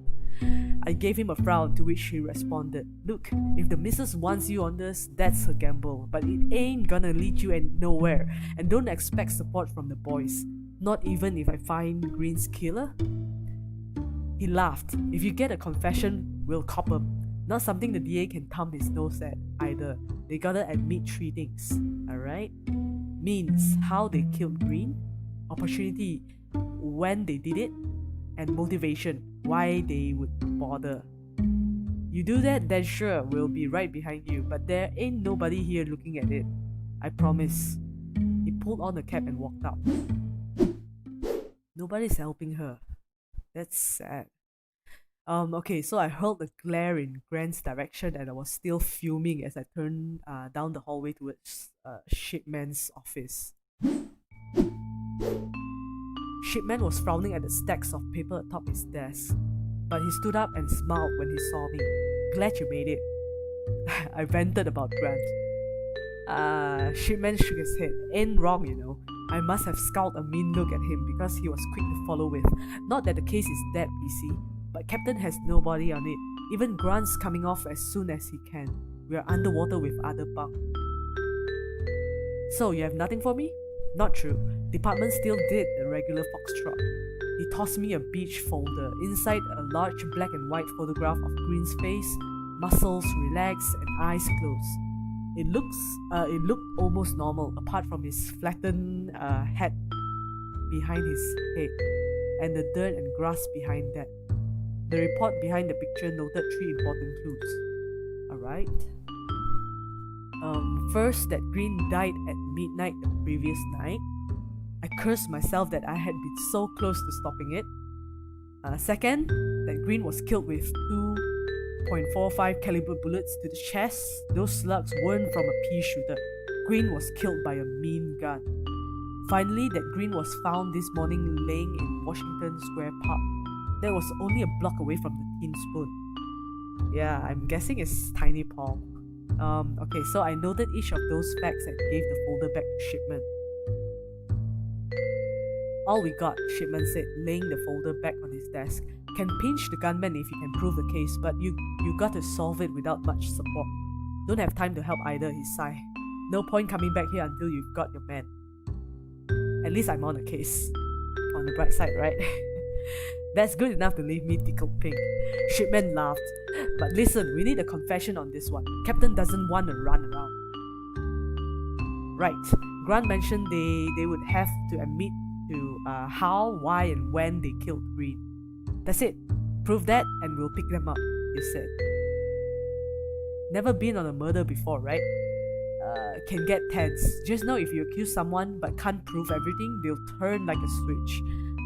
Might like you 1 minute but hate you the next. Yeah, I mean, obviously, right? You're accusing someone of murder. Right. Chatting with folks is your easiest route to more information. but won't get any banter after you accuse someone of murder. So be careful who you accuse. It could make your case harder if you go the wrong way. Alright, I get it, I said, and I internalize it. And remember, Shipman concluded, plenty of lies out there, but you can contradict means, motive, or opportunity with anything in your notes. I thank him and walk out of his office. Now I'm solving a murder. This is actually exciting. Alright, I stood outside the police station and went over the mantra. I had to prove means, motive, and opportunity for anyone I suspected of the murder. Once I found all three for a single person, I would have them licked. Why licked? Okay, I started out to begin the case. Alright. The most obvious choice is to confront Tiny Paul.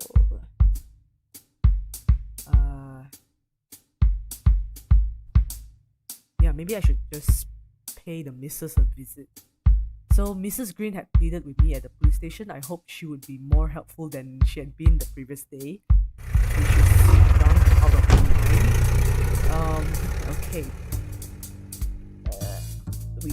Yeah, okay, so this is the same stuff.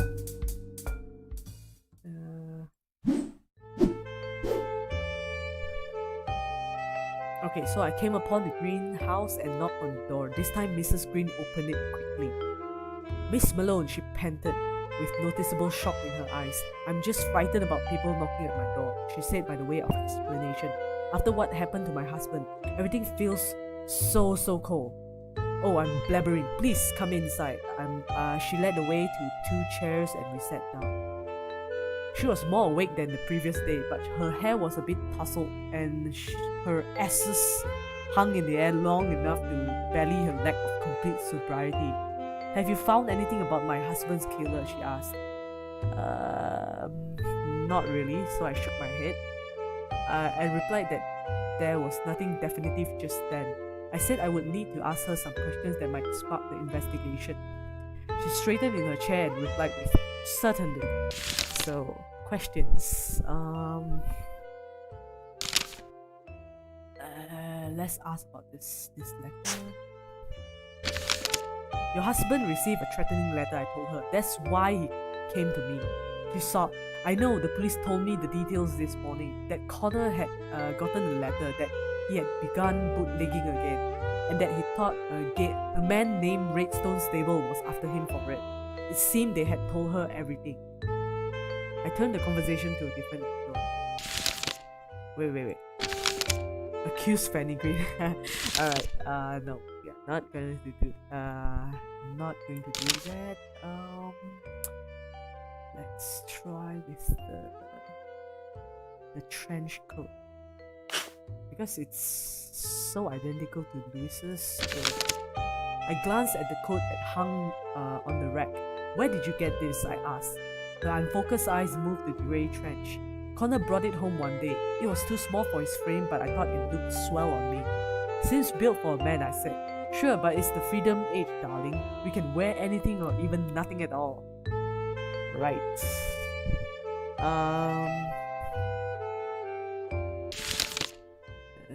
What else?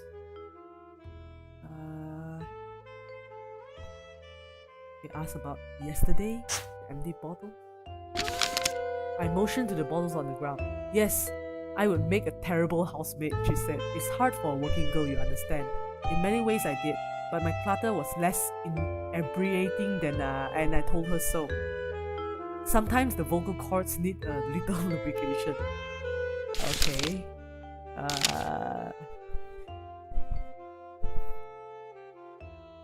So...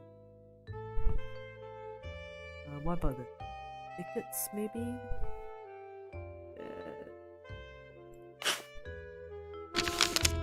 It seems your husband was from St. Louis, I put to her. She squirmed but said nothing, so I pressed her.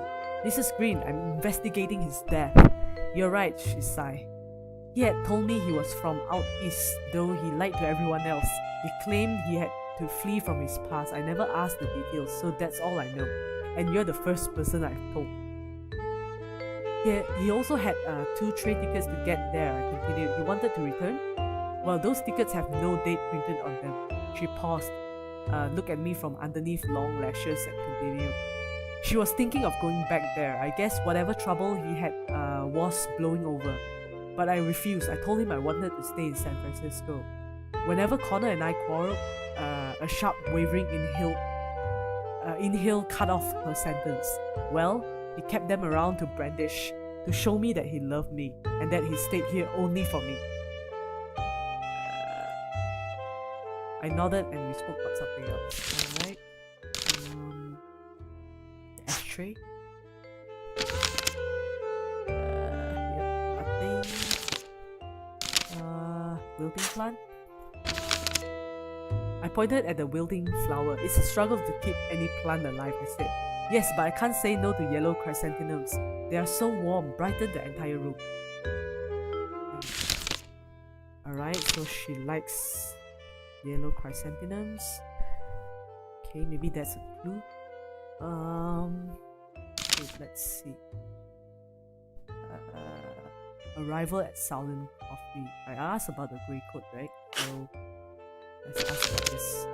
How did you end up at Southern Coffee yesterday? I asked her. I told you, I followed Connor to your apartments. I became furious when I saw he was calling on another woman. And why were you shadowing your husband to begin with? I pressed. Oh, that. She stuttered slightly. Well, I had heard rumors that Connor might have been unfaithful. I discovered they were baseless, but well, a wife never truly knows. That is why I followed you all the way to Southern Coffee. I had to know the truth, Miss Murdo. Alright. I guess I'll get the same answer as this one. So, singer at the Tin Spoon. You're a jazz singer at the Tin Spoon? I asked. She gave a languid nod. I wondered how she had started singing, so I asked. Well, she started. Papa never liked the petting parties. Or what? Petting parties? What the hell is that? Okay, or the liquor or the young man in roadsters, but he never made a fuss about it. Not until I started to sing. That's enough to get a girl disowned. I suppose I was a teenage prima donna looking for attention. She sighed.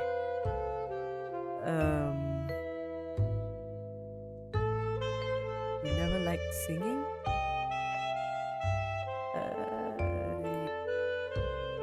I questioned. But I love it, she said as she breathed in a smile. The lights, the shining dresses, the dancing, it's all marvelous. And for a young girl craving attention, there's no better cure than the spotlight. Her face beamed. I suppose I understood that. I nodded and changed the subject. Right. Oh wait, if I want to get this achievement, I need to... Wait, let me just ask for this again. And ask about where were you raised? She smiled, but there was a hint of cruelty behind it. I'm a stern Miss Malone, the only child of Abraham and Elise. My maternal grandmother was Frances Strauss, sister of Levi. Your father is that Abraham Stern? I raised an eyebrow. He now owns a full quarter of the Levi Strauss company. And you're wondering how I came to this. She looked around the room. I imagined she would have crackled, but the laudanum kept her emotion muted. Well, I traded wealth for freedom at a young age, and I would do it again. I understood her reasoning, and I nodded and changed the subject. Wow, she's actually a pretty rich girl. Alright. Tell him that the ransom, the threatening note is a fake. The letter that your husband received had a small black hand on it. That hand, I explained, is a symbol of the notorious Black Hand Gang. Mrs. Green's eyes went wide. Yes, but, I continued, it was a fake. The Black Hand doesn't run this far west. So who wrote it then? She asked. I told her that I thought her husband had written the letter and that I thought his bootlegging scheme was a bust. He also had those tickets to St. Louis. I think his plan was to fake his death and use me as a cover while running back home. She sighed. I don't know about his dealings, my lord. Alright.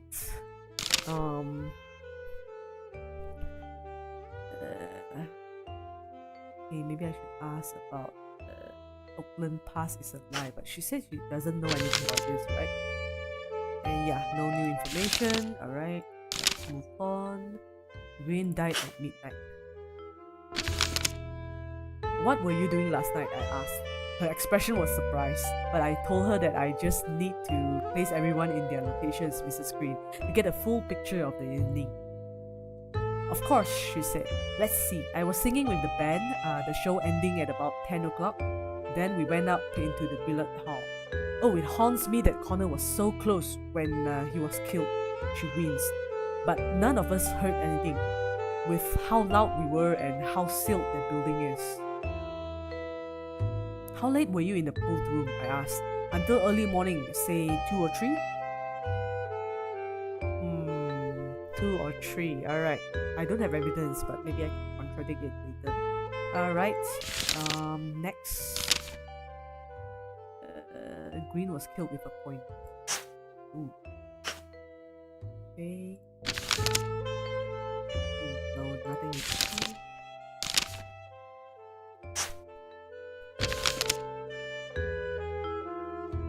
Okay, so, oh yeah, okay, so this is the same thing. 10 until early morning. 10 until 2 to 3, alright. What else? What else can I ask?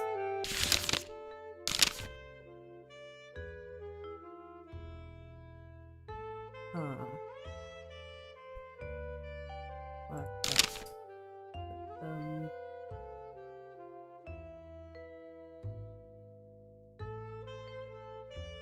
I think the white. This doesn't concern Mrs. Green. What about the bootlegging scheme? Maybe. Your husband recently changed careers, I told her, to bootlegging. She repeated that the police had already told her the details. Oh, okay. So she doesn't know anything? Alright, leave her be. Let's go confront the mob boss.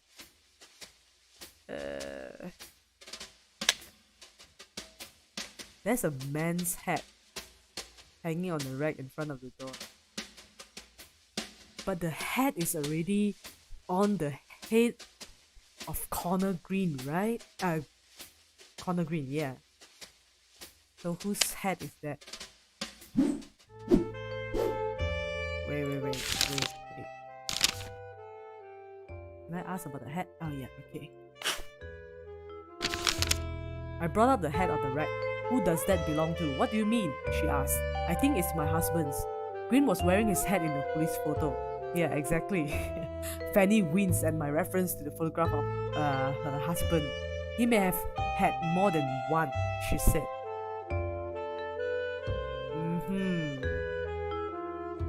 Considering his financial situation, I think that's unlikely, but okay, let's just move on. Or am I missing anything?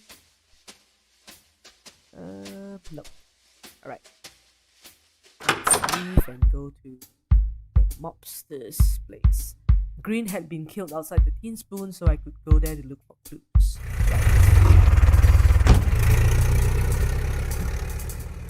I gave my address and slouched in the back seat. I mentioned about the weather. Okay. Okay, still the same place. Okay. I read my knuckles on the same metal door. Instead of the usual dark eyes, the door swung open to reveal Fred Grant. He let out a "PC, good seeing ya," with more whiskey on his breath than a fire breather. He stumbled down the next few steps and I caught his limp body. All loose ends tied up, he said, winking at me while he tried to stand tall. Through the doorman in the back of the wagon, he continued. He says nobody came in or out from the upstairs billiard. Wait a second. Nobody came in or out from the upstairs billiards hall last night. But Mrs. Green said she was in the hall and left the hall like at 2 a.m. like that. Yeah, I can use this to contradict her statement, alright?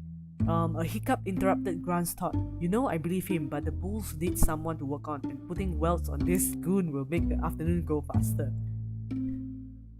He again tried to stand upright. Failing at that, he stumbled to his police car. God, seriously, he's drunk and he's driving. Man. Alright, failing at that, he stumbled to his police car, got behind the wheel and let the sirens loose, and drove the machine around the corner. Alright, so I continued up the stairs to find a similar scene as the day before, only Tiny Paul had been replaced by a young woman, idly playing with a deck of cards scattered across the billiards table. Okay. The balls were gone from the billiards table. In their place were some betting chips and cards strewn across the felt. I counted 5 aces, 2 aces of hearts. I could see the tears well in the girl's eyes. What's up? I approached the young woman and looked her up and down. I studied her face. She was in her early 20s and was naturally pretty, with deep eyes, shimmering black hair, and big rolled lips. Though holding back tears somewhat twisted her face. I cleared my throat. And she turned around. Oh, she said, I didn't hear anybody after that officer left. Why were you crying? I asked. Her lower lip wavered a little, but she managed to stop it before any tears could get through. It's that copper who was just here. First, he asked about Green. What do you know about Green? Well, from all the coppers I learned, he died last night, though I heard nothing in here. Maybe I was already asleep then. I'm not sure, but I don't think we could have heard a shot through all that racket. Why were you here? I pressed. I'm Ella Smith. I work nights as a backing singer. I came upstairs after the show ended. I realized she was related to the Green case, at least partially. I had to pump her for information. Alright.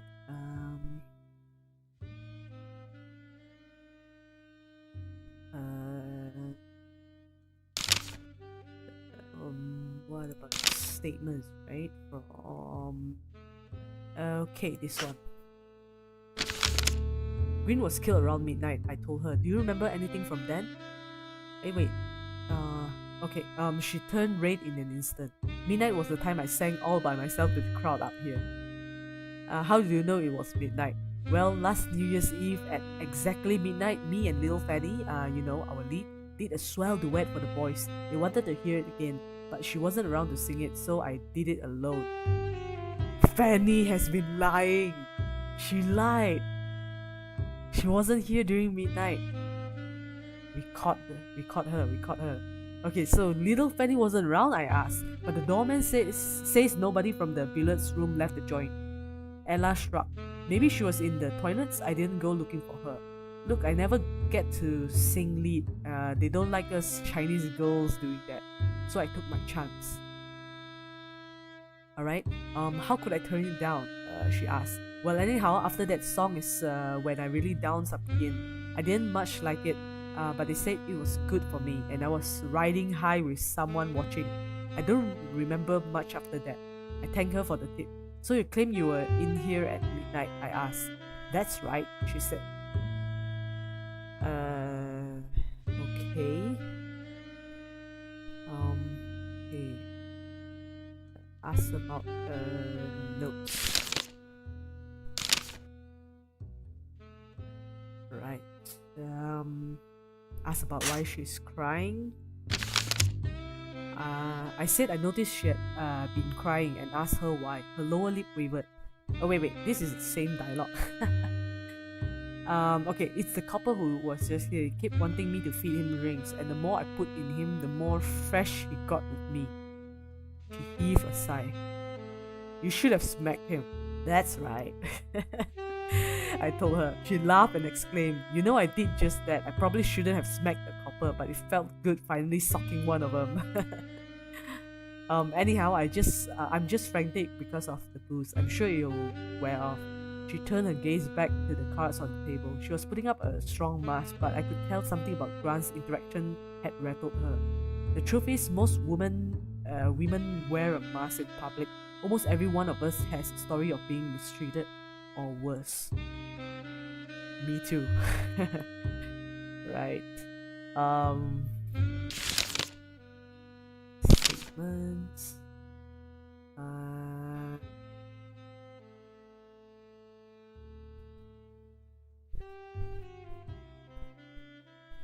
What else I could ask? Where is Paul? Right? Ah, yeah, Paul wasn't here. Okay. Where is Tiny Paul? I asked. I need to see him. Paul's likely as tired as I am. After the band finished downstairs, we all came up to play poker. Paul and the boys were at it the entire night, so I assume he's at home. I asked if she knew where Paul's home was, but she shook her head. No, Paul and I aren't close. Alright.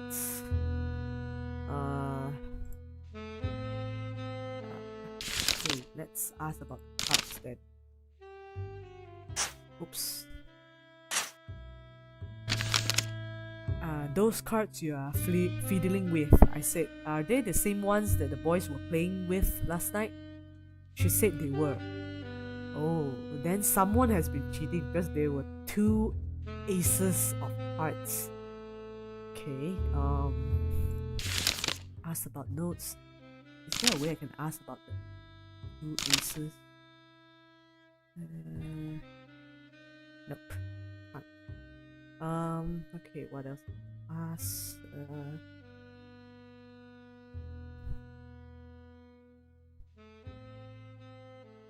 Ask about this. Ella Smith came from a mixed race background. One of her parents was Chinese. Your parents are Chinese? Smith sighed. I don't even know my parents and I can't speak Chinese. I was raised in at the Occidental Board Mission household, the one orphanage that takes Chinese kids, but nobody adopts an Oriental. She said that last word with obvious disgust. Over half the kids my age die as infants. We were the unwanted. I was. She paused and looked down at her feet. I waited for her to continue, but she didn't say anything else. Okay, let's ask about the victim dead.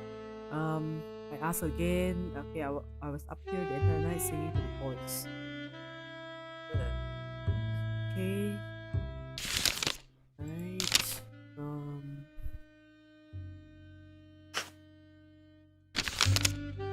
Do you know anybody who had a gun that could kill Green? I asked. She looked at me puzzled. I explained myself. Miss, I'm just a private detective looking into the matter. I need to follow up with everyone. She looked surprised when I said private detective, but she didn't comment on it further. She chuckled at my question. I don't know if you know this, but well, this place is a type of gangster hideout. No one in the band has shooters, of course, but just about everyone else in the building is carrying something. That was no help in narrowing my list of suspects, but I nodded my understanding. You don't carry a gun yourself? I asked. She shook her head. No ma'am, no shooters in the band.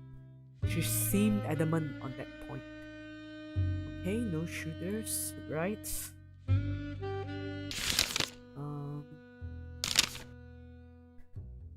So no shooters in the band means that Fanny doesn't have a gun as well.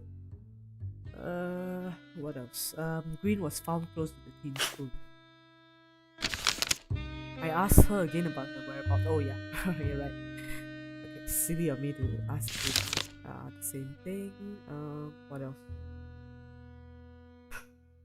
Alright, ready to get this achievement, I need to ask about newspaper. Let's ask about the newspaper. I asked her about the article on Lenin's death, which started her on a tirade about communism, that Hui will only make folks miserable. Even those parlor pinks admit that Ma Rainey could never be so famous and adored in a raid system. I'm saying to you now, she continued, there's no good that will come of that. If you can't try for the best, everyone settles into average, and then average becomes below average, and then it gets worse. Uh, so I agreed with her. Capitalism might have its problems, but a communist regime is worse in every way. She nodded emphatically. Yeah, and that's just their economics. Don't get me started on freedoms. Emancipation won't be there anytime soon. If anything, they're going the wrong way. We continued like that a while, purring about America's political virtues. I imagine that somewhere far away, a couple Bolsheviks were having a similar talk about their own system. Eventually, we stopped talking politics, and I moved the conversation in a different direction. Okay, I got an achievement, and I guess it's time to leave. Right, let's go to barber shop.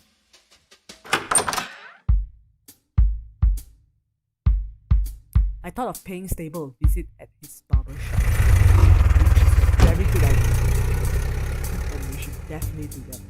Okay, so we made some idle banter. He was a jovial, middle-aged man, joking and laughing often. The conversation turned to my profession.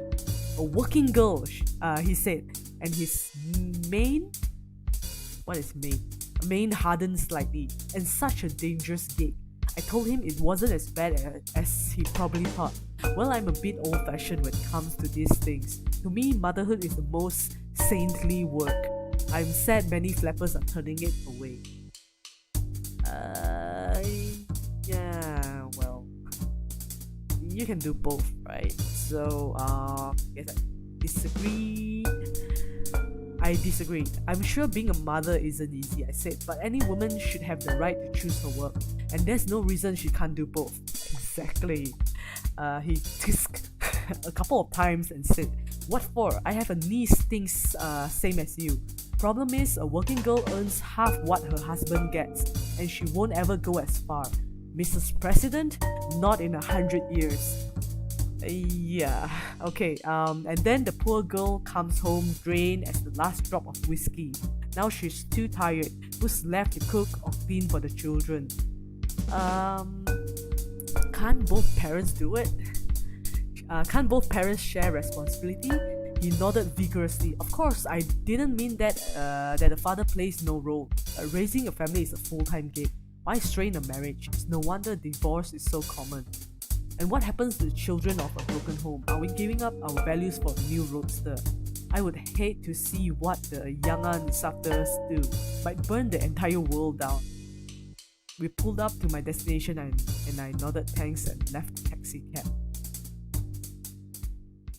Alright. Okay, is this the same? Yeah, it's the same thing. Okay. There was a man seated at the barber chair, tapping his foot and staring at me. I didn't see Stable anywhere. So who is this guy? He stared at me with a grin that extended to his eyes. He was wearing a barber's cape, which told me he was here for a haircut. I wondered why Stable had left this man mid-trim. He's running away, maybe? Okay, so I asked how he was doing. Swell, he answered. Yes, very swell indeed. Thank you, miss.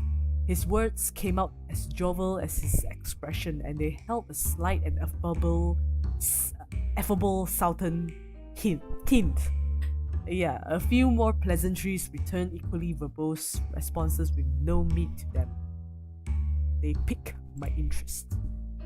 A stranger in Stable's barber chair with no sign of Stable around. Who are you? I asked with genuine curiosity.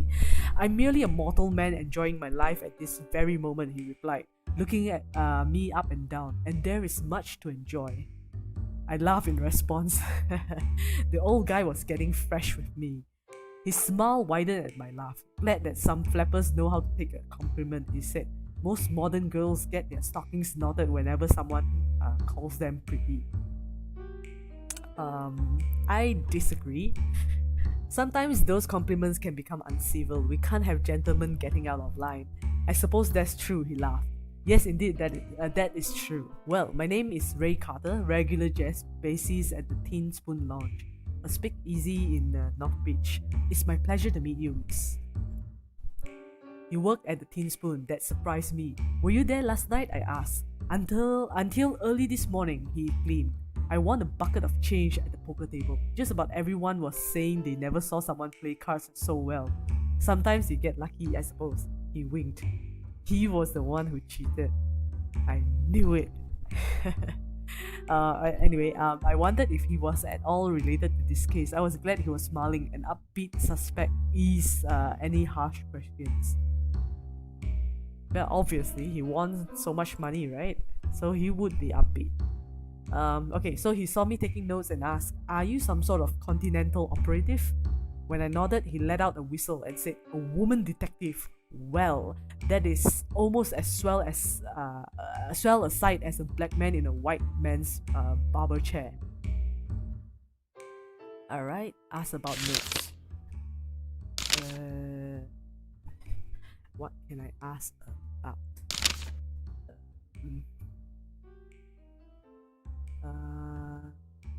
Fanny wasn't in the pool hall at midnight. Yes, this is important. Okay. Ella Smith tells me little Fanny wasn't in the billiards room at midnight. I put it to him. I remember her being there at the beginning and end of the night. Aha. Okay, but I cannot keep track of everyone at every time. If Ella seems sure, I have no reason to doubt her. Alright. What about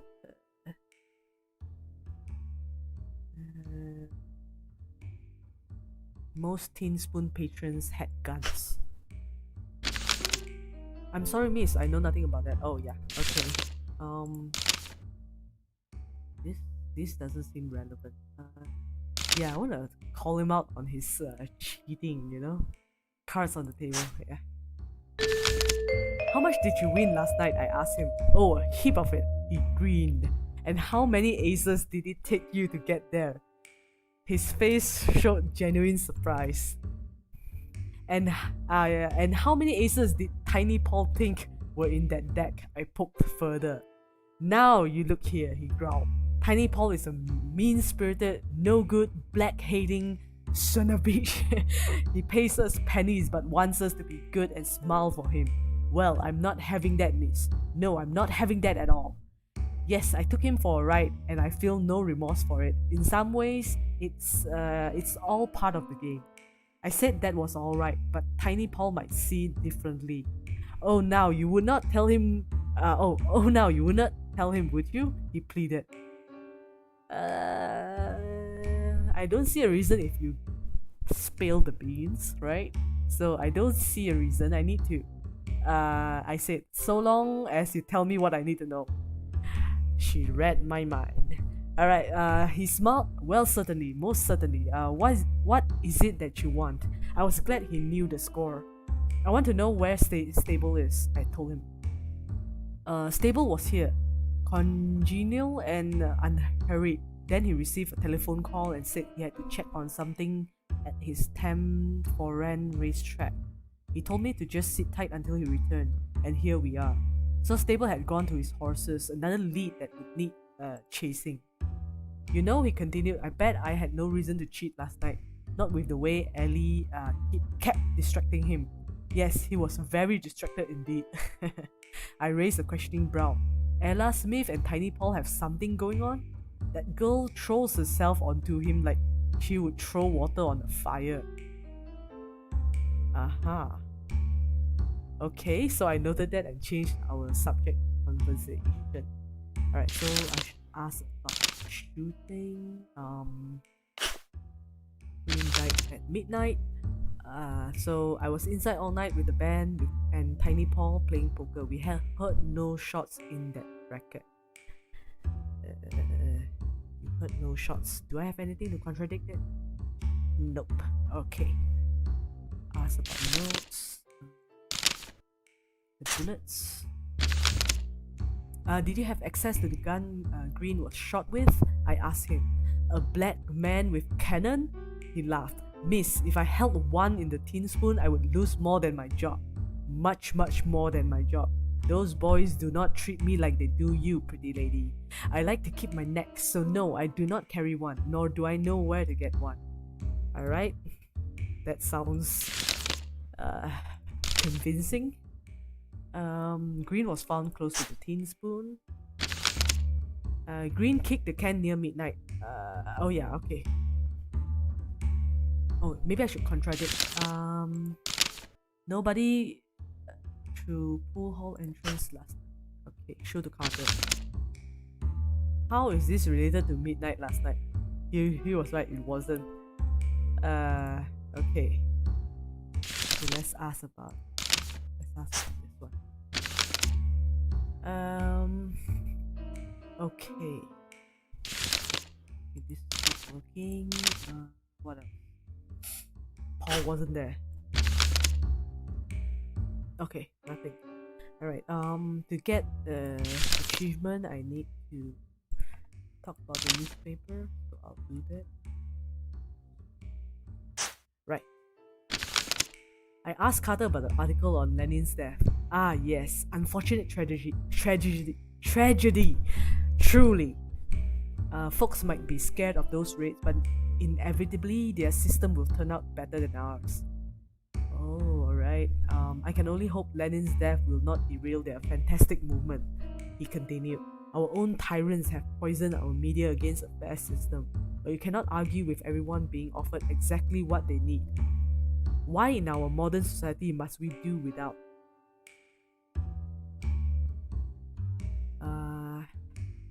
I argued for capitalism. Give a man a fish and you'll never get a fisherman.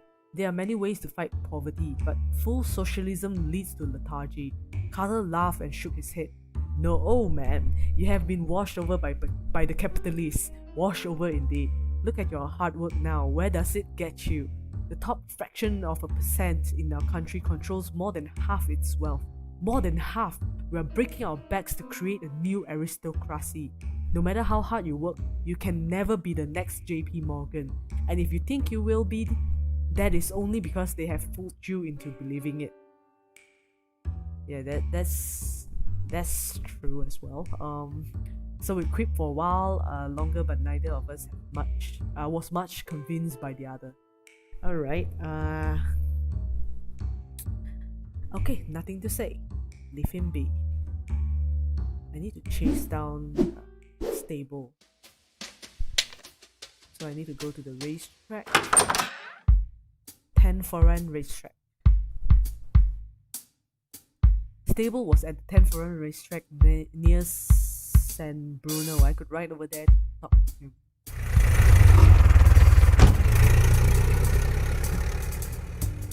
Okay. I asked about his shift and how much longer he would be driving. Not all my conversation with cab drivers. Okay.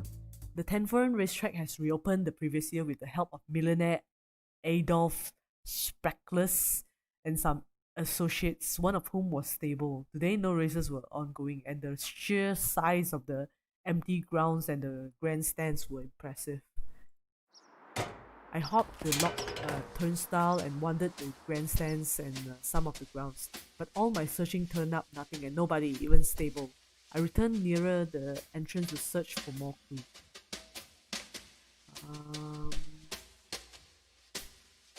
Right. Okay, so what is this?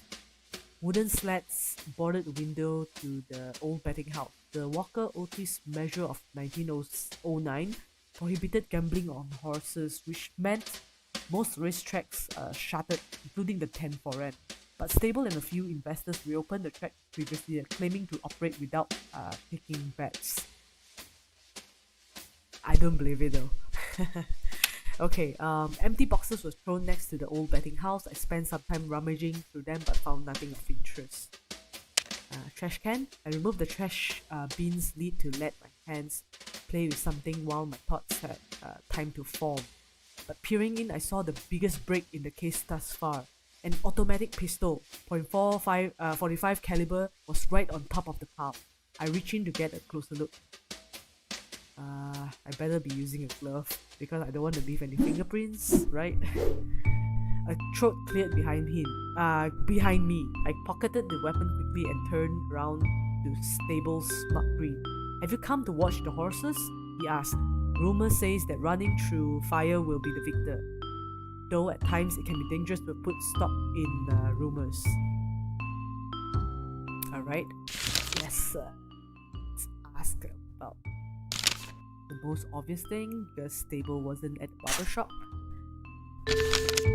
Ray Carter told me something interesting. I put to him. He says you got a wire from somebody and rushed out, leaving him mid-trip. For the first time, I saw Stable frown.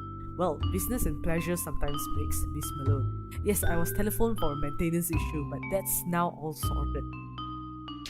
Maintenance issue. Okay, I should ask about the gun, right? I found an automatic in your trash bin. This 45 is a gangster caliber. What are the chances it's the same one that killed Green? Stable frowned again. I was beginning to like his frowns. So it seems to me, I continued, that your boys found the murder weapon in the trash, then called you around to see what to do about it. Yes, he admitted. I was telephoned to look at the weapon. We were about to phone the police about it when I noticed you wandering the ground. Why were you so interested in the Green case? And why is this gun here? He sighed. Do you remember, Miss Malone, that Connor Green had already attempted to frame me?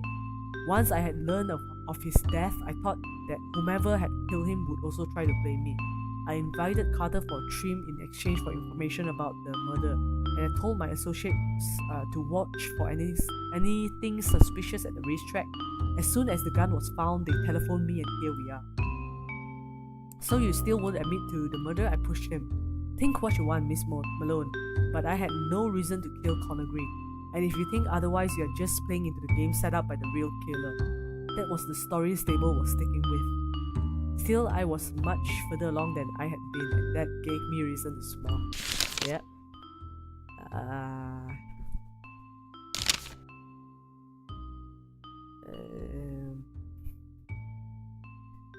Maybe he would be more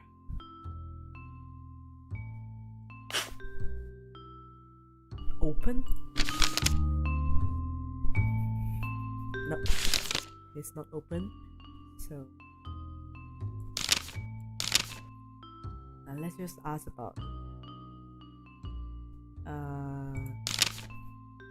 Ray Carter.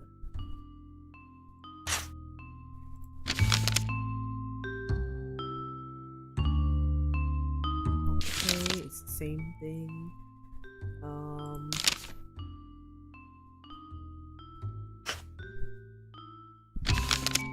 Did you know that Green is lying about his Oakland past? I asked Stable. Stable raised his eyebrows. Well, you're volunteering quite interesting information. I did not know that, but I thank you for it. Okay. I told him that Connor Green was found near the Tin Spoon. The coroner reporting his time of death around midnight. That is a late hour, Stable said. Miss Malone, I'm always fast asleep in my bed at that time of the night. So nobody was there with you? No, I was alone. In response to my raised eyebrow, he continued, I would never lie to you, Miss Malone. Of course, it would just be as difficult for you to disprove my story as it would be for me to prove it. We live in a civilized nation that requires your proof, not mine. Stable might have had the opportunity to kill Green, but I would have to first place him concretely. I assure you, he said. I was at home, asleep at that time.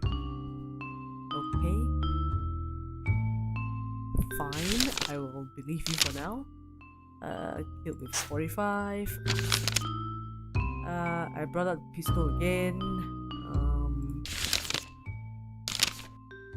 Found close to the Tin Spoon. Okay.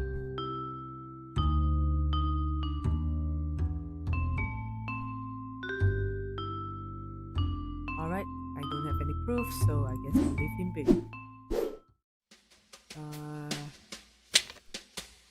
I first snuck into the racetrack by jumping the lock turnstile, which had been easy enough. I could leave the same way. Alright, so I think I'll talk to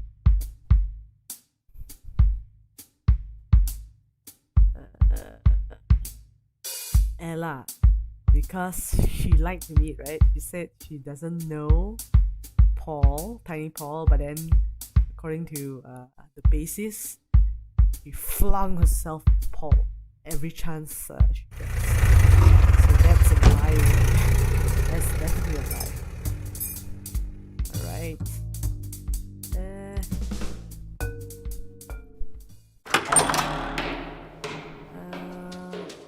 Right.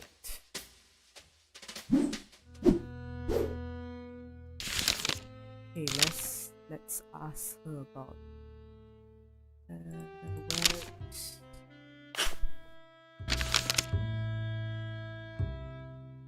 okay, Paul and I aren't that close. Contradict. And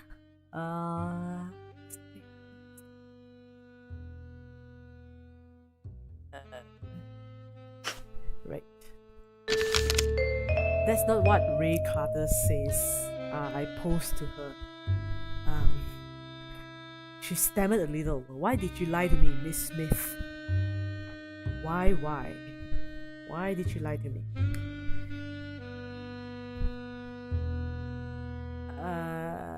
Smith squinted at me hotly, then let out a sigh.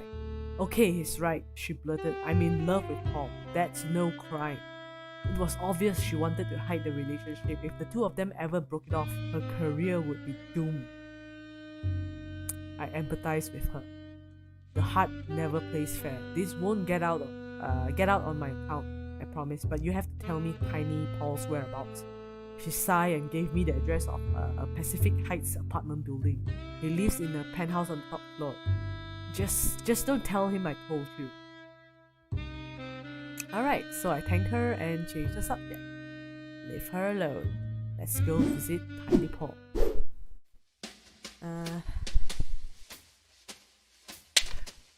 Leave and Tiny Paul's apartment. Go here.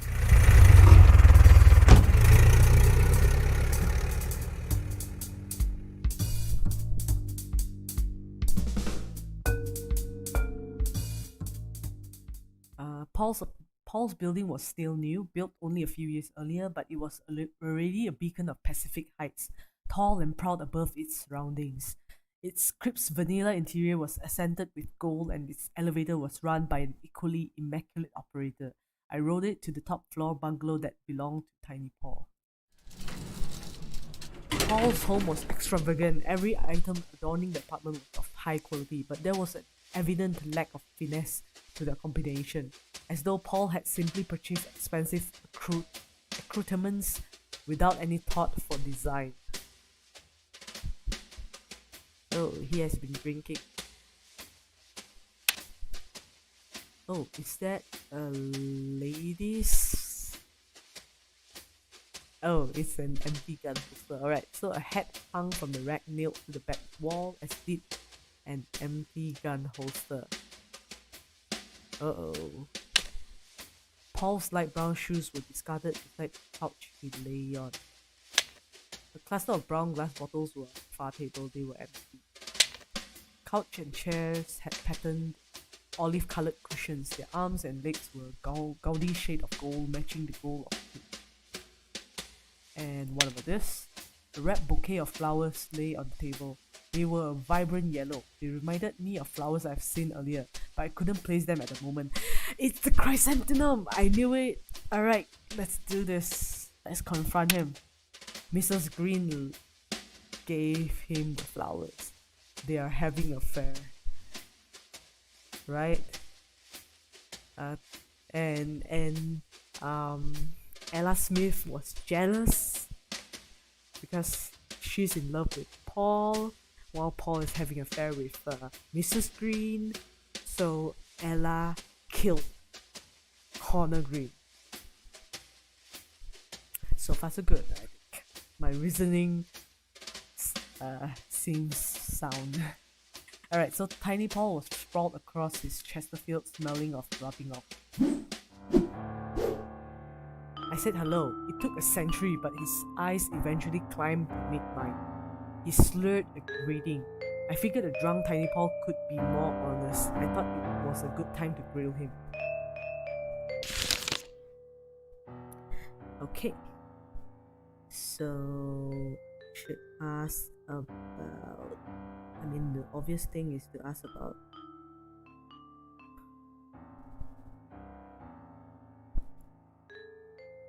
Ella Smith, right? And I should definitely ask about the flowers.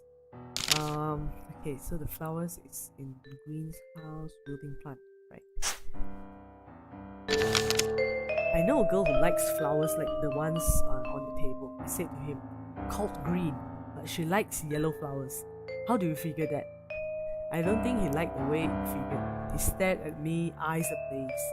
That told me all I needed. Tiny Paul was Fanny Green's admirer.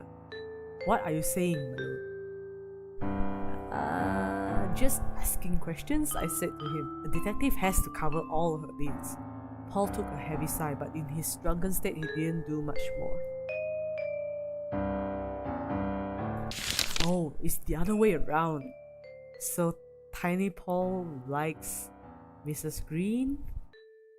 Mrs. Green is loyal to Connor Green, and Ella Smith likes Tiny Paul. Right. Okay, I should talk about this one.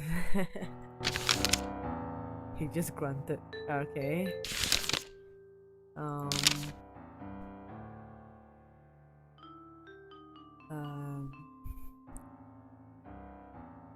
Smith is in love with Paul. Ella Smith tells me you two are lovers, put to him. He let out a low grumble. Smith was beautiful, but she was Chinese, and Paul wouldn't sit well if rumors swirl about the two of them. Paul, I pressed. Is she lying to me? Paul sighed with a no, and followed with, it's just petting between us, nothing more. I thought you were seeing Mrs. Connor Green, I told him. I'm not married, he said with a sharpness to his words. I can do as I damn please, and those women are both emancipated, right? I said, alright, and drop it.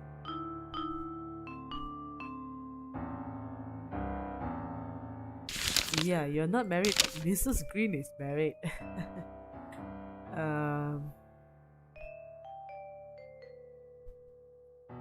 Alright, let's ask about the gun. Ella Smith tells me that most of your regulars are packing here. Paul frowned. If you like to put me on the stand for crimes my patrons commit, I don't think I would have any chance of beating the rap. But I don't control what my guests do below.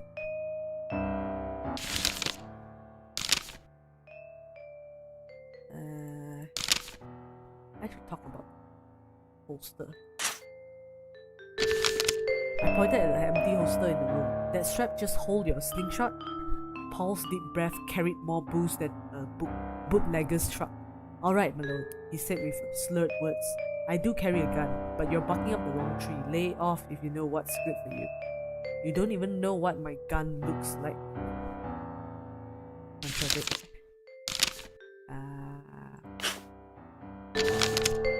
I described the gun I found and how it matched the type gangsters were known to carry. And I don't see your gun around here, I ended. His jaw stiffened. I keep my gun in that holster, and when I'm not at home, that holster stays on my person or in my jacket. So where is it now, Paul? What if I told you I lost it yesterday? How could you disprove that? I raised an eyebrow. A weak story, Paul. Weak or not, it's what I'm telling you. What are you going to do about that?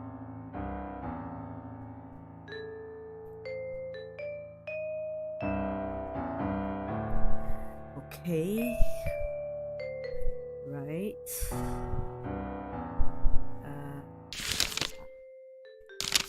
He doesn't seem to be particularly happy. Empty bottles. I asked Paul about the empty bottles. A man drinking himself into stupor is no crime. Or is it, Miss Detective? He hiccuped. I said that it wasn't. What about the flowers? Did I ask about the flowers? I noticed the flowers on the ottoman, I said to him. A vibrant yellow, though I didn't pack you as a tulip kind of gal. Well, he hiccuped, you hardly got to know me. Who are they for, Paul? My mother, he said with finality. Tiny Paul didn't strike me as a man who would buy a dozen flowers for his mother. He wouldn't tell me who the flowers were from, but I let it go just then.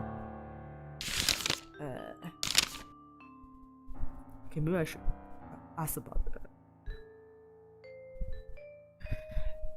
the murder, yeah.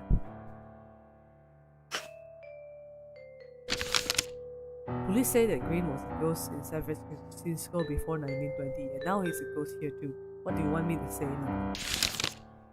Okay, right at midnight. Green was killed around midnight. Do you remember anything from then? After the jazz stopped playing at 10, I went up to the pool room to shoot. I think the whole band came in. We played cards until early in the morning. So you were in the Tin Spoon all night, I asked. After 10, he nodded, though I did leave before that. I met with Redstone Stable at 9 o'clock. Oh, Stable has been lying to me. Right. So then around 5 in the morning.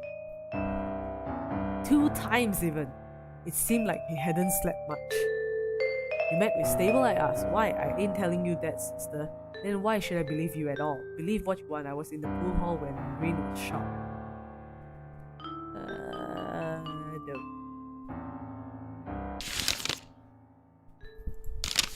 Hey, ask about the 45. I told Paul that Green had been killed.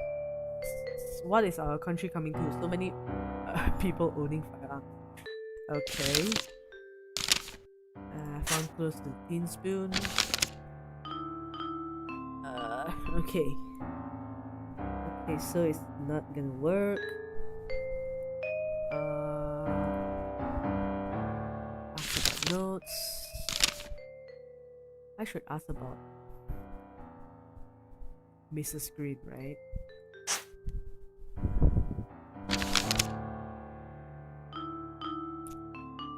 He's smiling though. Okay, so I don't think I have anything else to ask. I need to grill Stable because he lied to me. What else?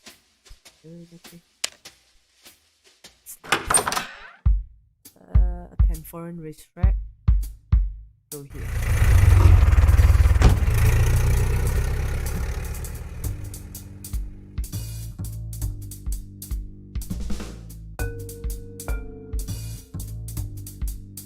I started some idle banter with the young driver. You're my last ride for the day. After that, picking up my girl and heading over to Tightwad Hill for the game. I asked about Tightwad Hill.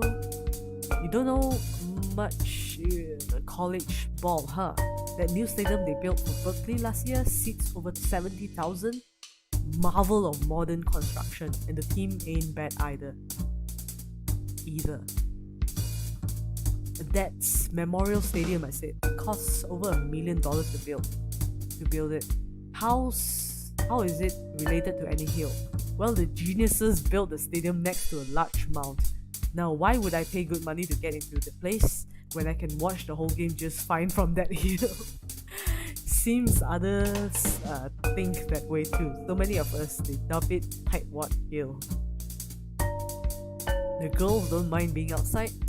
You kidding me? He laughed. The flappers love it up there. We can picnic and drink some gin without being cramped onto wood benches. Suits both of us just fine. Well, I hope the home team takes it, I said as we stopped in front of my destination. He grinned. Don't matter, it'll be a riot anyway. Yeah. Right. You liar. You dirty liar. Okay, right at midnight. And then he'll say he's sleeping. Contradict. Tiny Paul. Tiny Paul tells me you two met last night. I put to Stable, and then you met again early this morning. He says you look ragged. Not much sleep then. Very well, Stable sigh. I do admit that I spent yesterday searching for information on this case, and that perhaps the search bled into this morning. In my situation, would you not also look for clues against Green, a man who had accused you of blackmail? I must have beamed at him, armed now with the knowledge that Stable had no alibi the previous night. However, he continued, in my search to clear my name, I did find a fact that might interest you, a fact that I had kept to myself. But if Paul wishes to lay claims at my feet, I might as well tell you. I look at him quizzically. The Teaspoon has a back exit. Patrons likely have no suspicion of it, but I'm certain many of the staff know. They could enter and leave without anyone noticing. And how do you know this? I asked. Never mind how I came about the information, just be thankful I'm giving it to you. If you do not believe me, I encourage you to ask others about it. Okay, I should ask Ray Carter. And Ella, of course. That was a peculiar development. I noted it and continued my questioning. Alright, let's go back to the barber shop.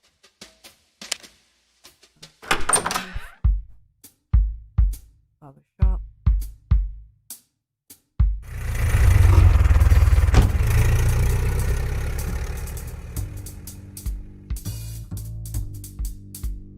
He was young, not a teenager, but not far off. The redness in his face and the mean scowl told me he was angry. Don't much like driving taxi cabs? I offered. He looked quizzically at me over his shoulder before understanding what I meant. No, lady, I like it right enough. Just some bozo before you were in here was giving me hell because I looked like the boy his daughter's going with. Went off about how my generation was ruining America. That scumbag don't know jack. It sounds like you know. Yeah, it sounds like you know more, I asked. I'm no genius, he replied, but you talk to anyone from the last century, they'll tear off your ear for just being young. How did they get so high, I wonder? Given the world in the 1890s like a smooth running roadster, then what would they do? Bash it on every curb in sight. Their greed, their war, their politics. Now they give us a ruined clunker and they are mad at our manners when we grab the keys. I agreed with him. The Great War was the hardest fought, at home and abroad. I said, the old man who put us there had some nerve. He replied hotly, and after those years, they tell us to get in line. It's a bum deal to me, sister. We are in the information age and the news of the world is crap. They are just angry we can see them falling. The taxi cab rolled to a stop. Anyhow, the driver said, thanks for letting me blow off steam. Have a nice day. No problem. Right, let's ask Ray Carter about that little statement we got from Stable.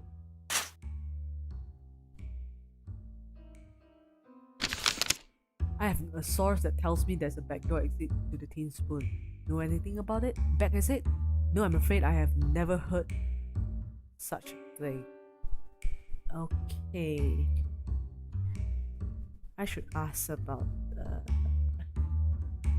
I should ask Ella Smith and I should ask Tiny Paul, right? Yeah.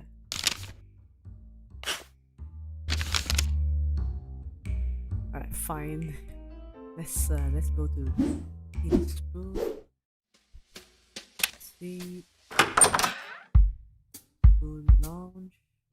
Go here.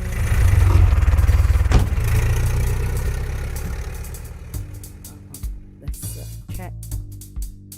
Okay, some weather, ain't it? He said with a southern drawl. It's San Francisco, I replied. Expect fog and bring a jacket. Wish I had known that coming from Missouri. Maybe would have stayed on the river. There were always recent transplants to the city. When Missouri? Are you from? I asked. A little town called Hannibal. Same place as Mark Twain. Though by the time I was born, he had moved to bigger parts of the country. But you know, I recently heard a quote of his. The coldest winter I ever spent was the summer in San Francisco. He laughed to himself. We talked for a while about his youth, his bucolic hometown, the crack of summertime thunderstorms, and his adventures down the Mississippi River. Eventually, we rode to my destination, but before leaving, I asked, "Did Mark Twain really say that about San Francisco?" The driver smiled and shook his head. "Nope, but if I tell you he did, at least you'll remember a quote that's mine." Right. go. Ask about the back door.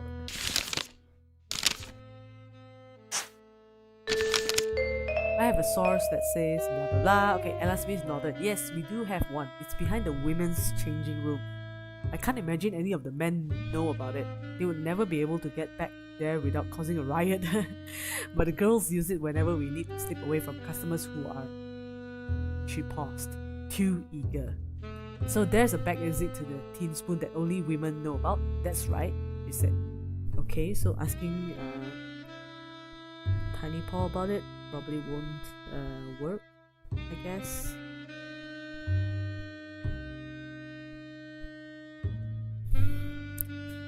Alright.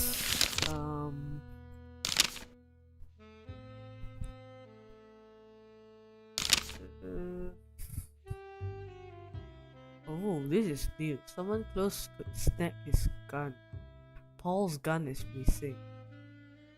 Alright, maybe I should go back and visit Paul anyway. So let's leave.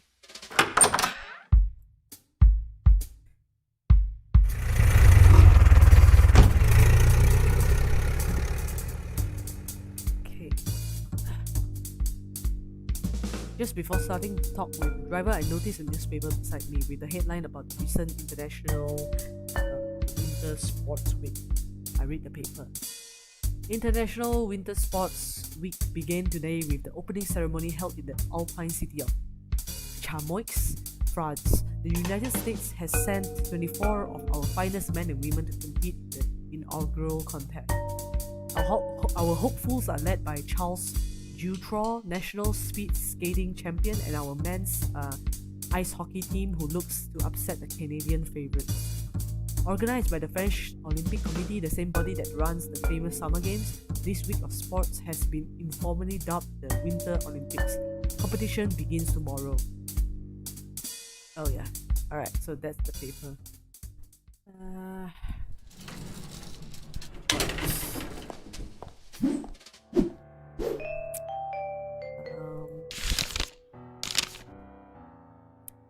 Who dares to steal Paul's gun though, right? It's like yeah. I pressed Paul further and got nothing useful. Alright, he's not saying anything. Stable has no alibi.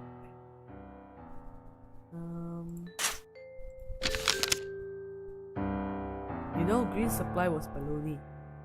He nodded. So you know the game. You did too? I replied, surprise evident in my voice. Early this morning, he slurred. I went to, well, you don't need to know where. Even inebriated, Tiny Paul knew enough to not give away family secrets. Anyhow, it's enough to tell you this. Green was pulling the bait and switch. He wanted to take our money and get out of the city. He had no plan to sell us any of the stuff. So yeah, I'm glad he got what was coming to him, but no, he extended the last ladder. I'm not the one that plucked him. As much as Paul claimed to not be responsible, I wondered how much I could trust the word of a gangster. At least his drunken speech had given me a possible motive. Paul's glad. I mean, it's not surprising, right? Maybe I could talk about, but I shouldn't tell. Knows nothing about that. See. Stable tells me there's a back exit to your joint. I put to him, might you have escaped that way last night? Back exit? Paul asked. I don't know what medicine Stable is using or what medicine he should be using, but I don't know of any back exits to the Tin Spoon. However long I pressed him, Paul wouldn't admit there was any way out of the Tin Spoon beyond the front door. Okay, so the suspect is probably... It's very likely it's Mrs. Green killing her own husband.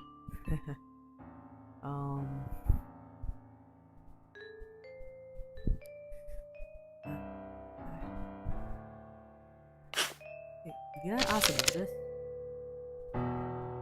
Ella Smith tells me little Fanny was absent from the billiards room. So? He asked impatiently. So was she? Malone, when I've got my head down in a poker game, the building could burn to the ground and I wouldn't notice. I know she came up with us and I walked her to a cab when we left. Otherwise, I don't know who was in or out of the billiards room. Alright, he knows nothing. Ooh, this is tough.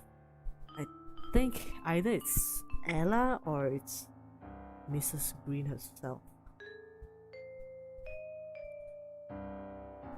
But I think Ella Smith has stronger motive, right?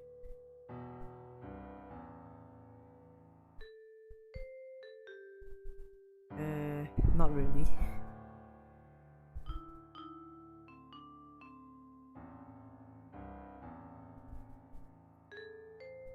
Okay, I should ask Mrs. Green about the back door. Yeah. Okay, so let's go to Green's house.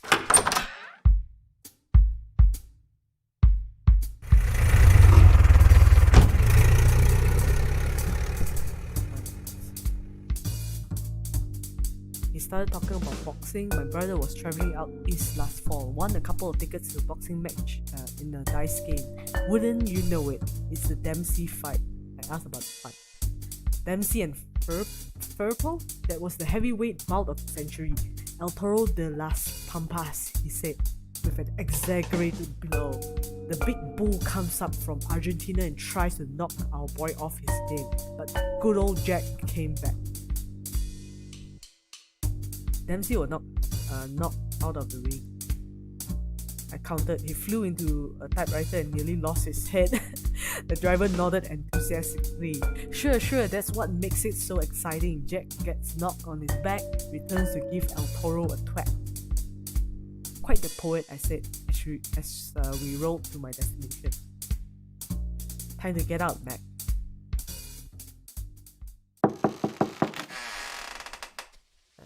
Right.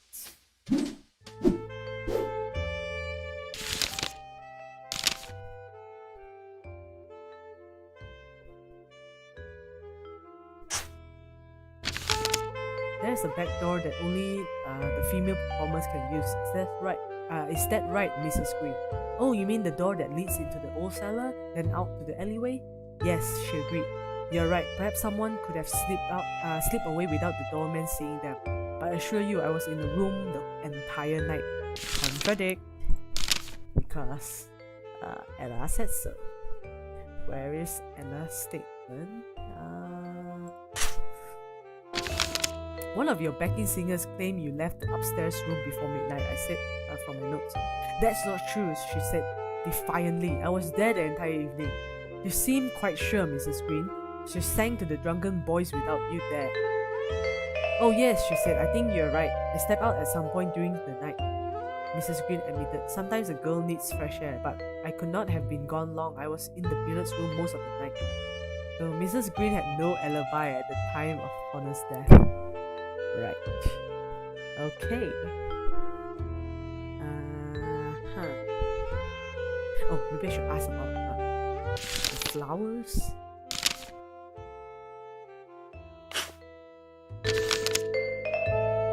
I have a few sources connecting you and Tiny Paul, Mrs. Green. Is he your lover?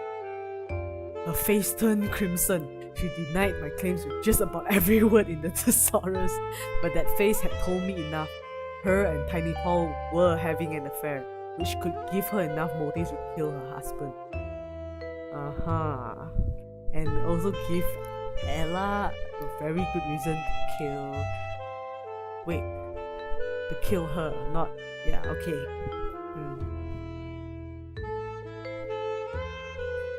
Alright,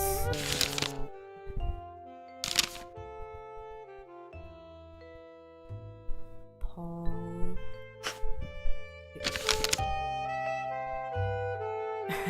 He denied my claims until she was blue.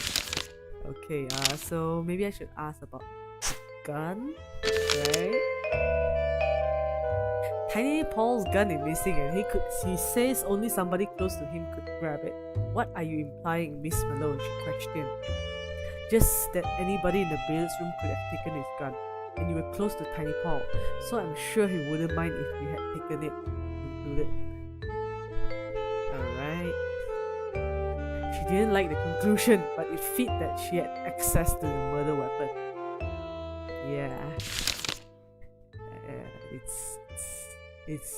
So I have the motive, the opportunity, and the means, right? She has no alibi, she can access the gun, and the motive is like she's having an affair. Right, so accuse Fanny Green.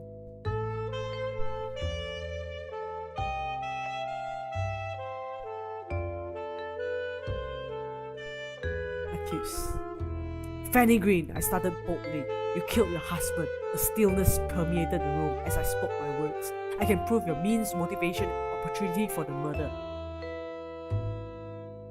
Fanny's face contorted like I had first seen her in Southern Coffee. She barked at me. What are you saying? I love my husband dearly. How dare you accuse me of murder? She huffed away out of breath, which gave me a chance to prove it. Alright, she has no alibi. And I mean, obviously, Green would likely go there to meet someone, you know. And if that someone is Mrs. Green, then he wouldn't have suspected anything. You admitted to being gone for parts of the night. I told her that could have given you the perfect opportunity to murder your husband. She huffed at that for a while, but stuck. I had proven Mrs. Green the opportunity. She was not in the billiards room at midnight when her husband was murdered. However, I had yet to prove any motive or means after accusing her. Means. She had access to Paul's gun. Tiny Paul's gun is missing and he says only somebody close to him could grab it. What are you implying? That you were close enough to Paul to take his gun. She screamed until she was blue, but I didn't believe her denials. An affair could give her enough motivation to kill her husband, and access to Paul's gun would give her the means. It was clear now. I put it to her, Mrs. Green, you are the only one of my suspects with provable motive, means, and opportunity for murder. Oh no. You knew you had to leave your husband. You loved Paul, and as often happens, you began hating Connor because of it. So you told him to see what he was scheming. Maybe you could sink his plans and have the mob do your dirty work. Then you met me.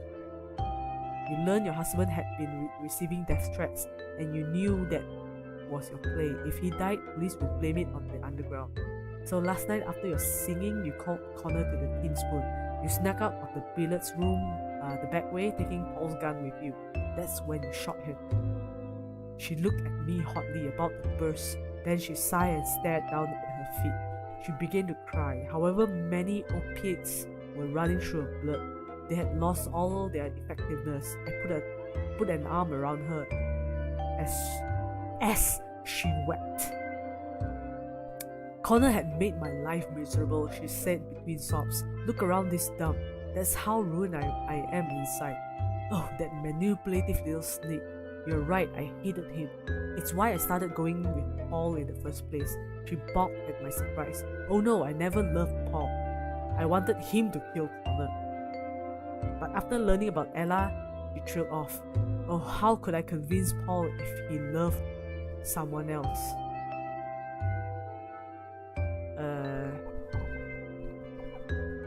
But Paul didn't love someone else though. He loved Mrs. Green. I had no way of leaving Connor. I slumped back to misery. What about a divorce? I offered. Divorce?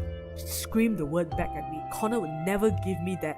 They say we are emancipated, sure, but we still need our husband's permission to leave his home. I was the only good thing that Bum owned, and he would never let go of me. That's why I was chasing him yesterday, she continued. If I could prove infidelity, I would demand a split in court. I got all excited when I saw you standing in your doorway. She started breathing more heavily. I had to follow you to make sure, but I was certain I had the way out. Only, she sniffed. Only it happened you were above board. You are a detective and I was still trapped. After we met, I came home to find Connor waiting for me. She said we would be leaving for St. Louis. She took a gasp of air and continued, leaving everything I have known for a place I have never been with a man I didn't love. I couldn't do it, and I told him so. And then he struck me. She wiped away her tears, and with them came her blush and thick camouflage powder. A liver-colored spot the size of a silver dollar showed on her cheekbone. He just marched out the door. He continued through her waterworks, and I didn't know what to do. And then you thought of Paul's gun, I concluded for her. That's right. Maybe Paul wouldn't kill Connor, but I knew he carried a cannon, and I knew I could get to it. So you took Paul's gun and killed your husband, I said. No, she said. No, that was my plan, but... She broke off her sentence with a sniff and started another. I went to Paul's apartment late in the afternoon and grabbed his pistol.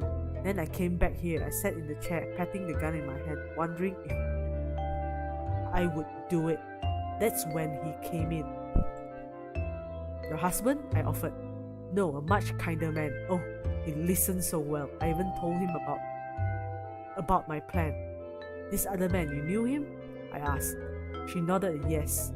He said he understood everything. He said he could frame the murder. He said not to worry. He took the gun. That man is stable. Oh, she cried. I couldn't let him go through with it, you see. That's why I left the tin spoon last night, to stop him.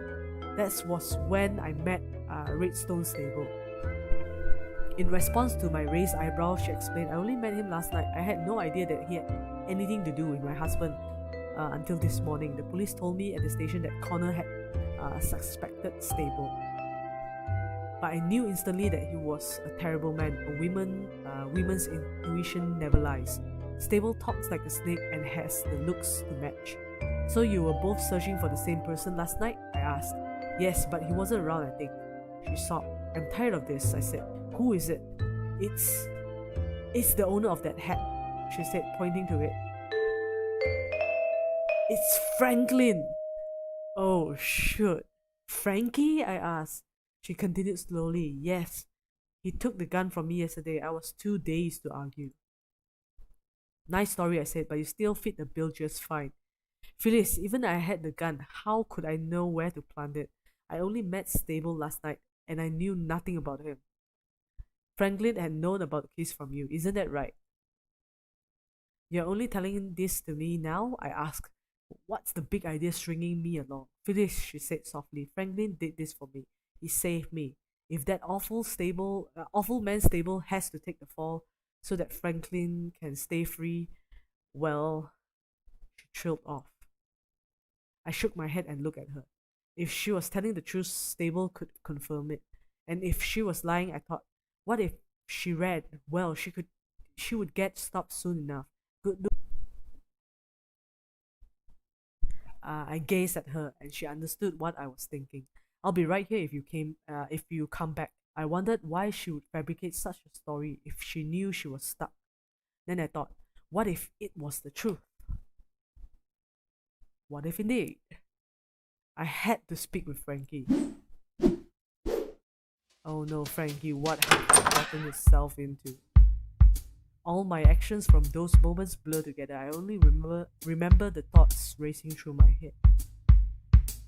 I hailed a taxicab to Southern Coffee. I went over the facts a bit, trying to deny them, but they all fit too well.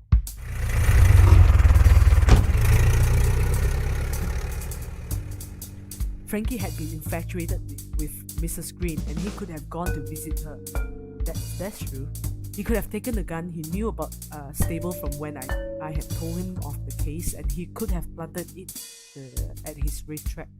Those facts might be explained away innocently, but it was the combination. That's the clincher. Okay, so Frankie was the only person with means, motivation, and opportunity to kill Green. I stepped out of the cab, hoping Frankie could give me another explanation for all of it. I walked down the creaking steps. That familiar basement smell added to the lump in my throat. I must have spent some time looking around the place, inhaling it. Eventually, my eyes fell on Frankie. He gave me his generous smile that I knew well. I pulled out the hat and showed it to him. "This hat belongs to you," I said in the flat tone. Frankie gaped. If I had had any doubts, that look erased them. "Oh no, Frankie. You killed Connor Green." Frankie's next sentence was short, delivered after a sigh. I always remembered it. "I can't lie to you," he said. My jaw began to quiver, either from sadness or anger. It was hard to be sure. "Why get wrapped up in this?" I asked. "Does that dimpled girl mean so much to you?" Frankie shook his head. "This will be a long story," he started. I let him talk. As heated as I was, I had to know why Frankie would kill my client. "It's that sheet." He motioned to the newspaper flop on the bar. 1887. The St. Louis Browns, my last good season. My career was ruined by Thomas Kinney. Kinney was a mob boss, you see. He ran St. Louis politics above ground and below. He was cruel to everyone, sure, but he had a special hate for blacks. In 1887, that hate came to baseball. One practice, a local kid comes up to the fence and calls Murray, our left fielder, over to him. He tells Murray that every Browns player has to sign onto a letter which says that we refuse to play against the Brooklyn Cubans, a colored team. The kid then runs off. We all knew who the order had really come from.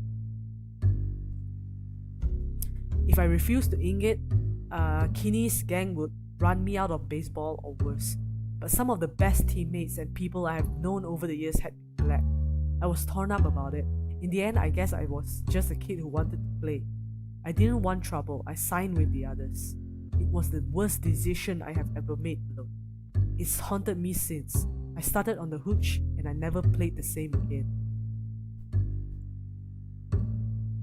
I kept listening as Frankie continued. I became the booze hound of St. Louis, in the dumps at every bar in town.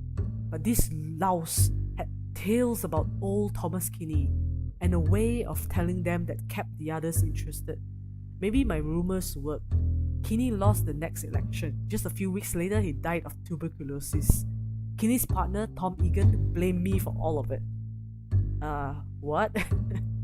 Alright, I knew I had to blow St. Louis, so I went to Philly, my hometown. I ran into my old pitching partner, Matt Kilroy, who had opened a bar. He invited me to run it with him, as long as I stopped drinking myself. Under his eye, I made it. I got sober by working in a speakeasy. If you can believe that, I even married Kilroy's sister and became stepfather to her 2 boys. I was engrossed and continued to listen as Frankie went on. Well, by then, Egan had renamed the gang, and Egan's rats had spread east. They came for me one night, and I barely ducked their spray. Lucky a cop was near his beat, or they would have circled around and finished the job. I had a great life in Philly, but I had to give it up. I couldn't put my new family in that danger. I fled out west, where I knew the rats didn't have a foothold.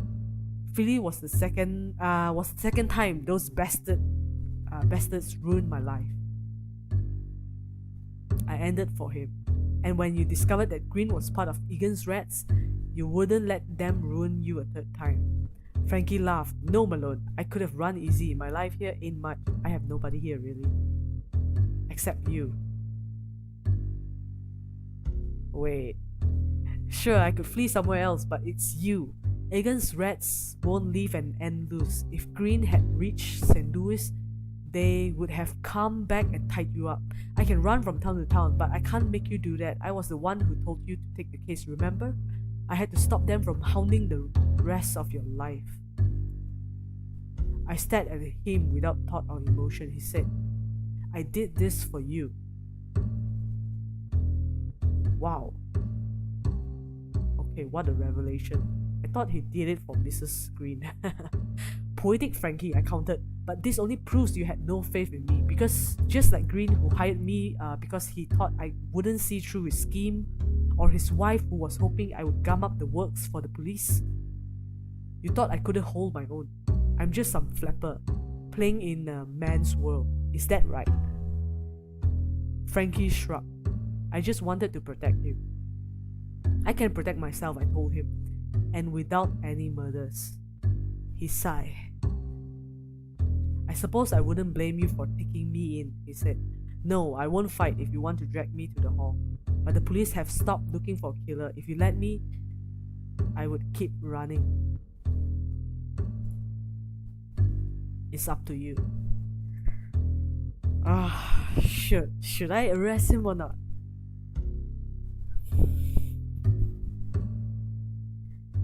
I can't make up my mind. Dang it.